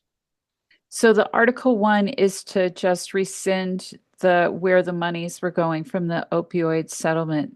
Well, they were going to the opioid settlement stabilization fund. So we have to rescind that in order to transfer it to the opioid settlement special revenue fund. That's Am I correct. understanding it? Okay. Yes. Okay, great. Thank you. And when would this be at the special town meeting? Would it be on April 14th, like during a select board meeting, or a different date? That's a good question. It can be any time, preferably prior to the end of the fiscal year. With the money going into a special revenue fund, we can start paying bills. The FERCog partnered with different opioid educational groups and have committed funding. I have 2 bills that we can't pay at the moment because it's in a dedicated stabilization account. So once it gets transferred into a special revenue fund, we can pay the money out as programs submit their invoices. So right now I'm sitting on 2 relatively small bills, but we're one of very few towns that didn't take this step earlier in the year. Okay. Sooner the better. Right. And it sounds like, I mean, all of these things are on the same warrant. So we need to do them before our town meeting, even, Yes. which is before the end of the fiscal year. So we're really looking to hope to get this done. Yes, and it takes 14 days to post a warrant. I believe Joe has to hold voter registration. So if we do it, it can either be done. I'd say we could do it the night of town meeting and just schedule it a half hour early, but I think that will make for a very long night, especially given what the warrant's shaping up to be for FY26. Okay. These are just kind of administrative items, so I don't think we're going to be shorting the voters by having a separate meeting, you know. Yeah, but we just have to do the through and throughs, right? Make sure that Joe has enough time for the voter registration and it gets announced properly and stuff. So I'm hearing we should do it later in April. We could do it as part of our regularly scheduled meeting on the 21st of April and just see Fine if with I me. can get Buckland Shelburne School that night, have the special, and then go into our regularly scheduled meeting. Okay. Good by me, April 21st, as part of our regular meeting, or Is April 21st a holiday? Oh, probably. There's no school on the 21st. Is that a problem? Not for me, but it might be for the school, right? The school will be closed. I'll have it as a holiday. Huh. Yeah, I mean, Easter Sunday is the 20th. Oh, it's not a holiday then. I don't think so. Okay. We're going to meet then anyway. But if the school's closed, is that an issue? I'll find out tomorrow. We can tentatively schedule it for April 21st. So I'll see if the moderator's available, the school's available, and if it works with Joe. Perfect. and I'll let you all know. Perfect. How come it won't switch? Here we go. April 21st, the school is closed because that's their April break that week. So it might not be a problem if everybody can do it, and we can double it up with our regular meeting. On the 28th? No, 20th. 21st. 21st, No, sorry. the 21st, the school is closed. I don't think that. Right, but they'll give me a key if the Oh, building's okay. able to be used. Okay. Yeah, because the 28th is not a regular meeting night. We're trying to double it up. Yep, sorry. I was looking, I thought our next meeting was on the 14th, but I see we have 31st is a Monday. Okay, no problem. Okay. It's late. So with the warrant itself, if that date works, does Mhm. anyone have an issue with the warrant as worded? No. So you need a motion? Do we need a motion to accept the warrant as written? I could do that. Let's see. We could do that on the 7th? Because we have to have a No, date in that blank, it right? won't be enough time. So a vote to accept the draft warrant as presented would be great for tonight. And then I'll make sure I get it posted 14 days in advance, if in fact everything works out. Okay, I'll move to accept the draft version of this warrant for the special town meeting to be held hopefully in April. Terry, I'm seeing, just Googling it, that April 21st is a holiday. It's Patriots Day. Ah, Does Yeah, that matter? Can we hold this thing on a holiday? I don't think we can. Oh no, we don't typically meet. We're not technically supposed to meet on the holiday. Okay. So, how do you feel about Earth Day, Tuesday, April 22nd? Yeah, I'm okay with that. Me too. Okay, that's fine. Thank you, Andrew. That would, yeah, good catch. That would be our regular meeting and the special town. Yes. Okay, perfect. One to come off the calendar, another one to go on anyway, because we have to meet our regular meeting anyway. Okay. Oh, did we get a second? Yes, second. Okay. Moved and seconded. Any further discussion? Hearing none, we'll put the matter to a vote. Tricia? Aye. And Andrew? Aye. And I am aye. Motion passes 3-0. Thank you. Okay, any other business? Our next regularly scheduled meeting is April 7th. Rick, I have one item. Yes. Resident Matt Larrabee of 72 Mechanic Street attended a meeting of the Sewer Commission last Wednesday night and is interested in serving. And I have an email from Matt Marchese, Chair of the Sewer Commissioners, who's recommending that the Select Board appoint Matthew Larrabee as a member of the Shelburne Sewer Commission. His wording is, please accept this email as the official request to the Select Board that Matt Larrabee be appointed to the Shelburne Sewer Commission. What's your pleasure? Well, as the other member of the Sewer Commission, I second Matt's recommendation. I have met with Matt Larrabee.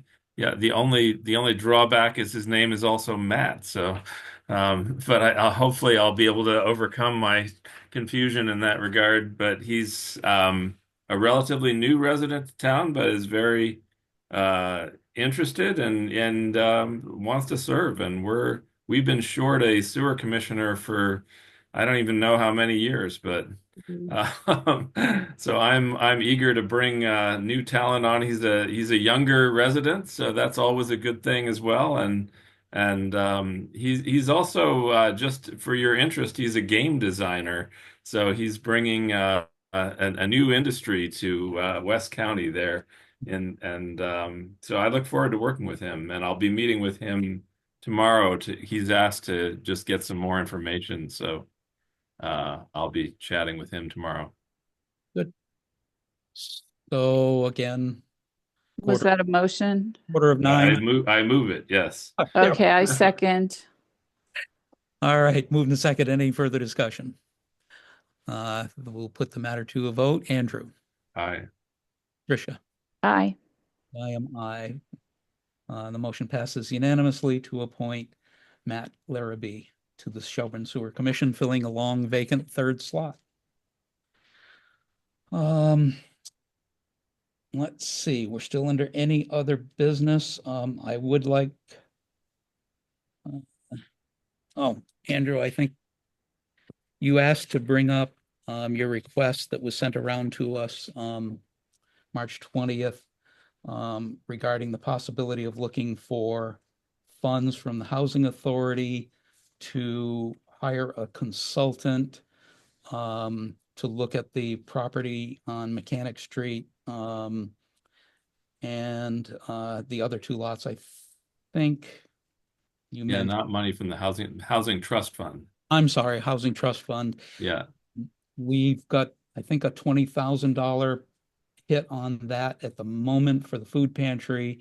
I don't know the exact balance of that, but the first thing that came to mind on that request that I saw, Andrew, although I support the idea of trying to find a way to do affordable housing, the one that Habitat has interest in, and they've kind of said, not really excited about Main Street, but Mechanics Street is their focus at the moment. There's the concerns that you brought up that others have parroted. Why would we spend Housing Trust Fund money to get an opinion if it's a buildable lot? I get that that makes sense before you go in and look for money to tear down a building, and they worried about lead paint and so on and all the remediation that may be done. When we should, it would seem to make sense to me to start with the building inspector, the planning board, and more importantly, the Conservation Commission, because it's surrounded by wetlands, and even with the accommodations made for distances from lots, putting a house in there looks pretty difficult. So wouldn't we rely on an initial opinion of the professionals we have in this area, the building inspector looking at the setback requirements, et cetera, and get the Conservation Commission to weigh in on it and the planning board? And then if they say, yeah, we think we can make this happen, then go ahead and spend money on a consultant to nail it down. It just seemed premature to spend more money on it. So here's my thinking about it. And I agree with you, Rick, that determining buildability should be step one. And this is a little bit like the Jeff's request for a $7,000 plow blade, and that's a item that we will withdraw from the warrant if we pass the truck thing. So if we meet with the planning board and the zoning board and find out that these little lots or the Mechanic Street lot is not buildable, then yes, we should withdraw our request for further funding to pursue the development of that lot. But if we don't put the money on the warrant, then this will become a 3-year project instead of a 2-year project just to get to the handoff. What number would you put in? Well, what I would suggest, and I kind of agreed with Will Flanders on this, is that I would suggest doing the permitting work this year if it's going forward. So just requesting that funding, and then once we complete the permitting work on all of the little properties, we will have more time then to both determine whether there is a handoff for both of them, and have some time to explore the options on demolition of the barn, because there are some other possibilities we could look at with companies that take old barns down that might save us some money. But that requires a little bit of investigation in terms of whether we can do that, and what kind of, hazardous materials, stuff we would have to deal with there, which is sort of similar to what we dealt with down on Main Street. But so this is a long and patient process. My one, pitch to the planning and zoning board is we're talking about a property that comfortably housed a little dwelling there for over a century, and there's no reason that the town of Shelburne can't put a house back on that lot. We have already taken our step in that direction by passing the bylaw we did to say we want to build housing on non-conforming lots. Right. So let's keep going. Right.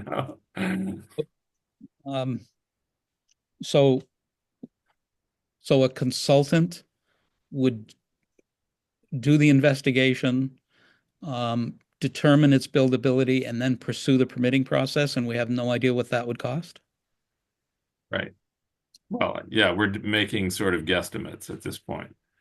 Did you give me a number? I missed it if you did. I think what was the number we put into that request? It was like $12,000 or something. I believe so. Yeah. You mean for the CPA? The CPA request, yeah. So that they're turning back to us. Right. My my thought process is that so you're absolutely right, Rick. If we find out in the early going that we can't get anywhere, we don't have to spend any money on a consultant. We can just say, we're done here. How do we get there, though? I mean, if someone doesn't pick up the ball and make it their mission to drive it over the goal line, you don't score. Our track record in this arena is not the best. Who's going to pick this ball up and run with it? Who's going to take care of taking it to the Concom? Who's going to take it to the planning board? Who's going to take it to the building inspector? Are you signing up for that? Well, possibly, but I would consult with Habitat, who's the end user, and get their input on how to take these steps forward in a rational and cost-effective way. I mean, because that's the business that they're in. Well, they haven't done anything about this yet either. I mean, I think, No, because their message to us is we want a buildable property before we accept it. Right. And we passed the bylaw to allow for the non-conforming lot to have potentially, to allow for those smaller lot lines on town-owned property. So, I mean, in terms of what the planning board can do, I think that's been done. But I think the idea with the building inspector and the Concom, I think that would be important for them to look into this with the wetlands being where they are, because it may be that lot's a no-go either, and that's a no-cost solution. But I also am concerned, as Rick is, about who's going to actually do all of this. If, we go forward with it, then who's going to make sure this whole project actually goes to fruition? Because that's a big project, and there's a lot of moving parts. And we found that unless somebody takes it on as a special interest project and puts the time in, that either nothing happens or nothing good happens. Their concern about the Main Street is the cost of a Title V septic system that they want put in before they take it.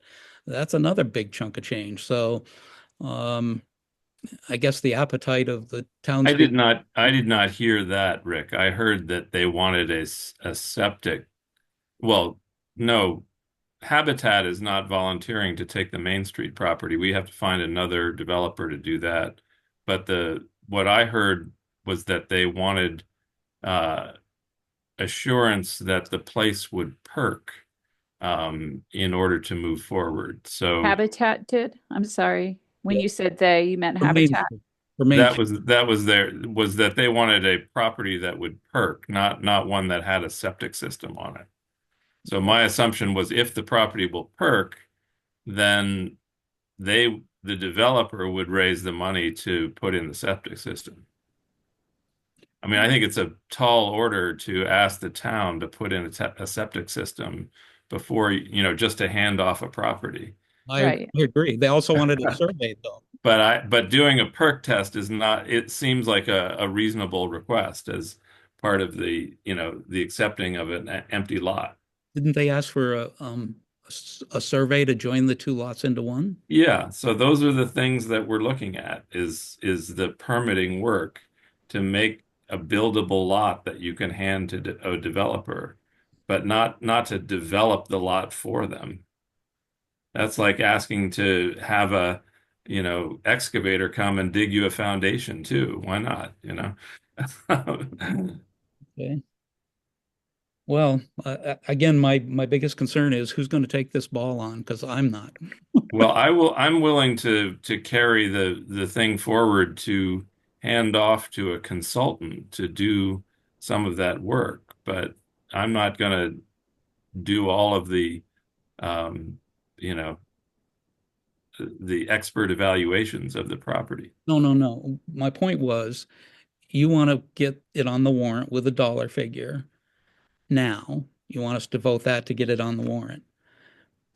And before town meeting, which is what, a month, a little over a long month away,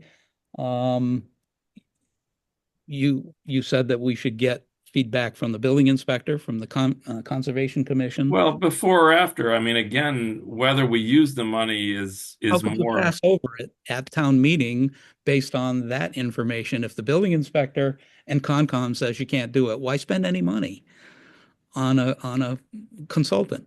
So to me, if you want to put it on with a dollar figure to go to town meeting, I can't promise you that we're going to get through a Concom process before town meeting. It's just my experience of seeing that process unfold with the various solar projects we just completed. That could be months and months of meetings and hearings and deferrals and blah blah blah. I mean, you saw it with the knotweed took a long time. So no, I don't think that's going to happen before town meeting. Again, this is a plow blade project where you're saying authorize the money and see if we need it. We did that. We authorized $100,000 for a solar project that I think came in at a little more than 60 or something. but I think a solar project is a little bit different than what we're talking about here. First of all, it's very it's finite. You know that what's going to happen. It's an actual tangible thing.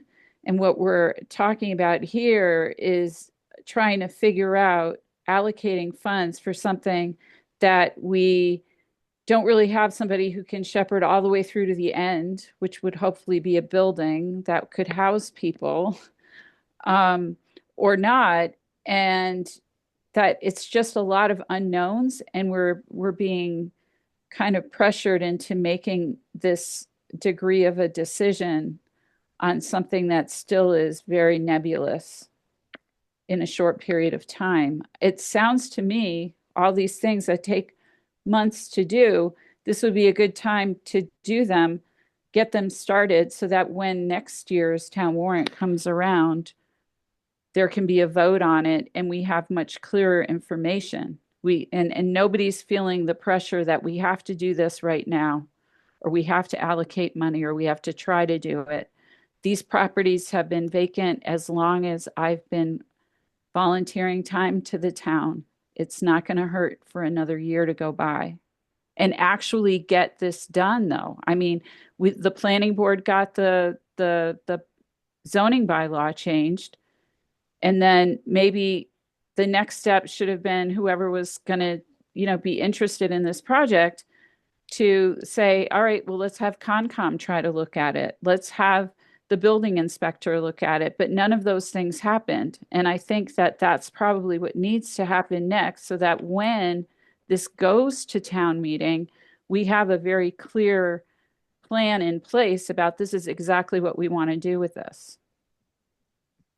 You said it much Okay. more clearly than I couldn't agree more. Yeah, it's just that, Tricia, you just outlined a 3-year process to get to the handoff point to Habitat, who then might take another few years to develop a house on it. I get that, Andrew, but I mean, there's been a whole year that has gone by where we could have been doing all these other steps and those didn't happen. There were other years involved. What I'm saying is these properties have been vacant for a while and all these things could have been happening, but they didn't because there hasn't been somebody who's been pushing that forward, because no one has the time to push that forward. So it might be best to find somebody who really wants to do this and have them make this their project, like you were saying. Well, that's what I was proposing that we do, is to put $12,000 on the warrant and hire somebody to move this project forward. But the consultant was just going to be doing to see if there's going to be to figure out if the lots are buildable. That's one step. The Concom is another step. The septic perking is another step. The putting of the 2 lots together. Those are all consultant work that I'm proposing that we hire somebody to do. That's why I've been waiting. That's why I wrote the grant to the CPA, is to do just that. That's why I waited to do this, because I didn't feel like I was the one to take that to each of these boards to do as the town's consultant. But now you're saying I should be the one to do all that work prior to hiring a consultant to run a perk test. Well, I'm not saying that. I'm saying there should be somebody who can do it. I mean, clearly none of us has the time to do another project of that size. So there has to be somebody, or maybe you want to do that. But the point is that all this time has passed and none of these steps have been taken. Right. But if we had a consultant who was tasked with that job, we'd get it done.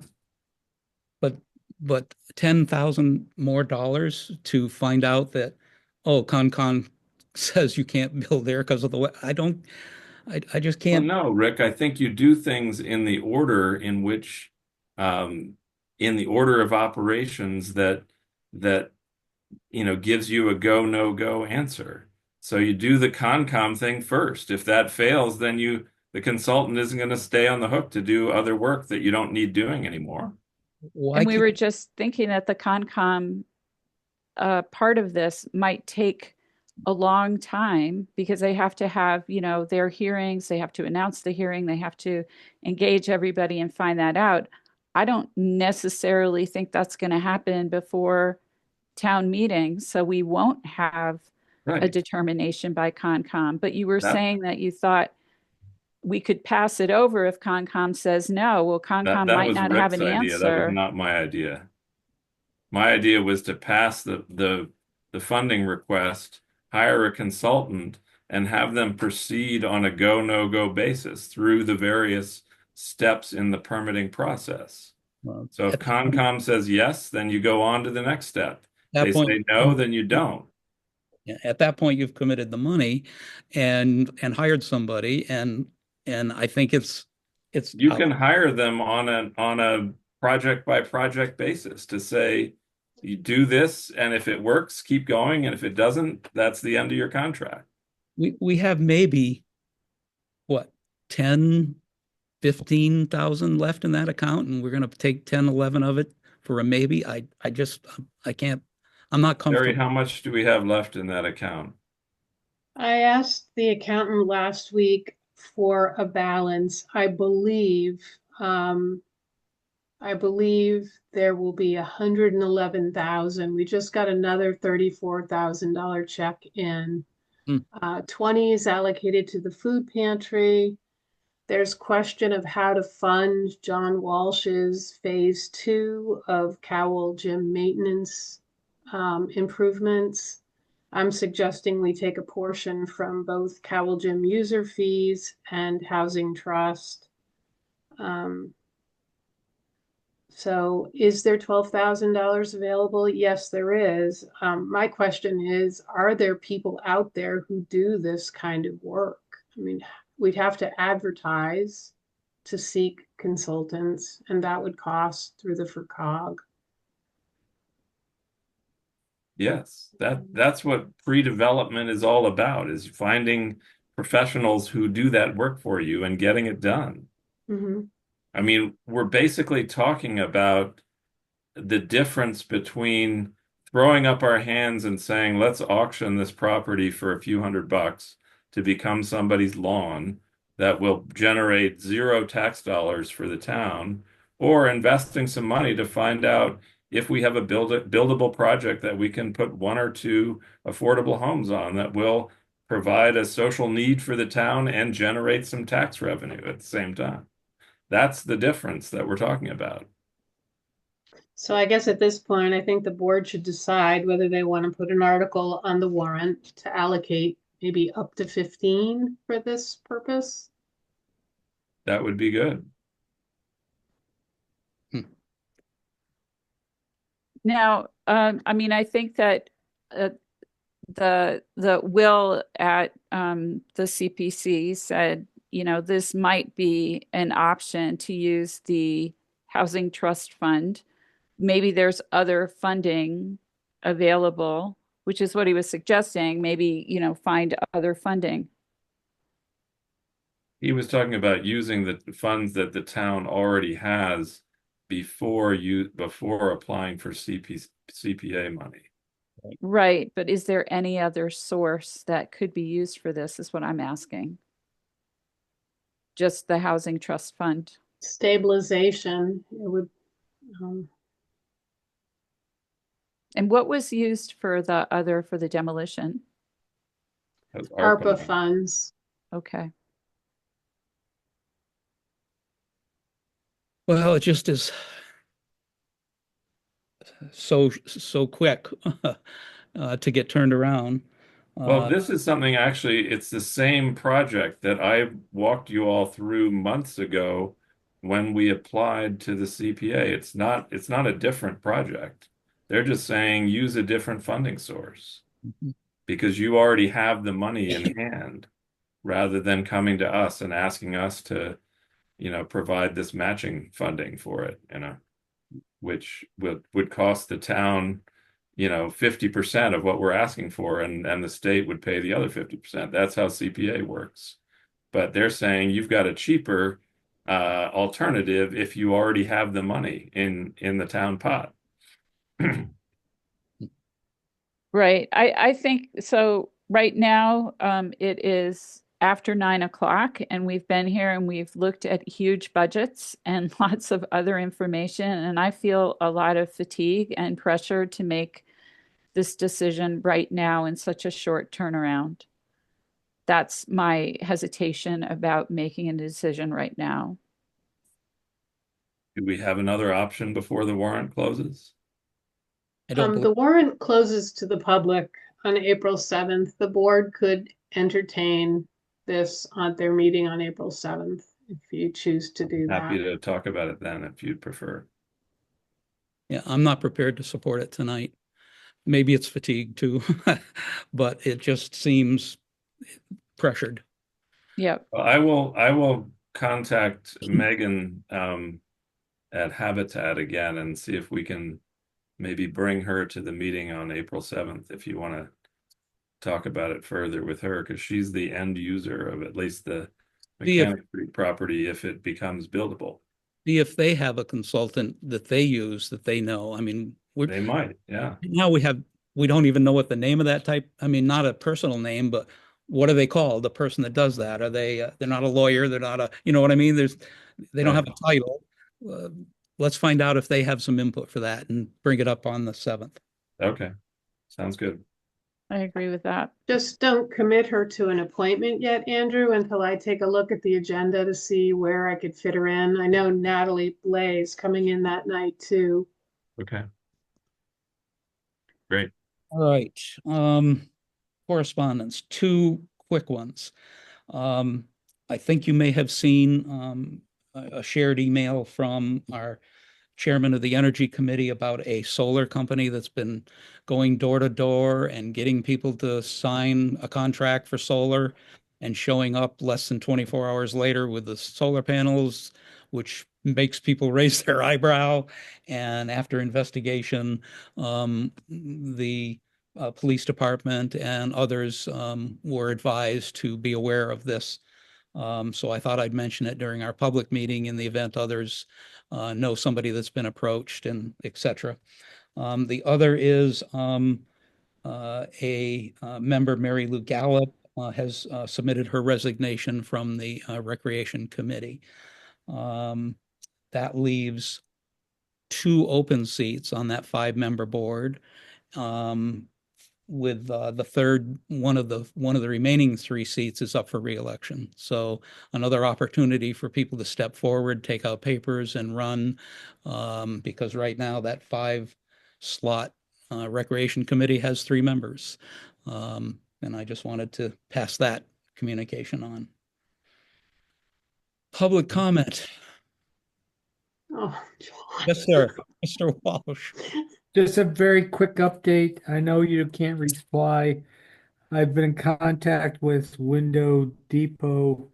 They've lowered their cost to $41,675 for the project, including painting.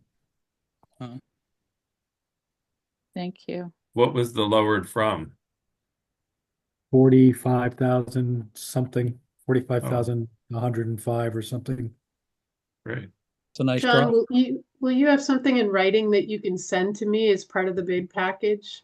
Yes, you will be receiving a invoice probably tomorrow for the 1/3, and I have a document that I will forward, and we will have to create a change order to codify the change. Okay, thank you. Yep. Thank you. Thank you all very much. 9:12. Do we have a motion to adjourn? So moved. Second. Moved and seconded. All those in favor say aye. Aye. Aye. Aye and aye. 3-0 passes. Thank you all very much. All right. Thank you, Have a Rick. good Night. night. Start our meeting next time. Yes.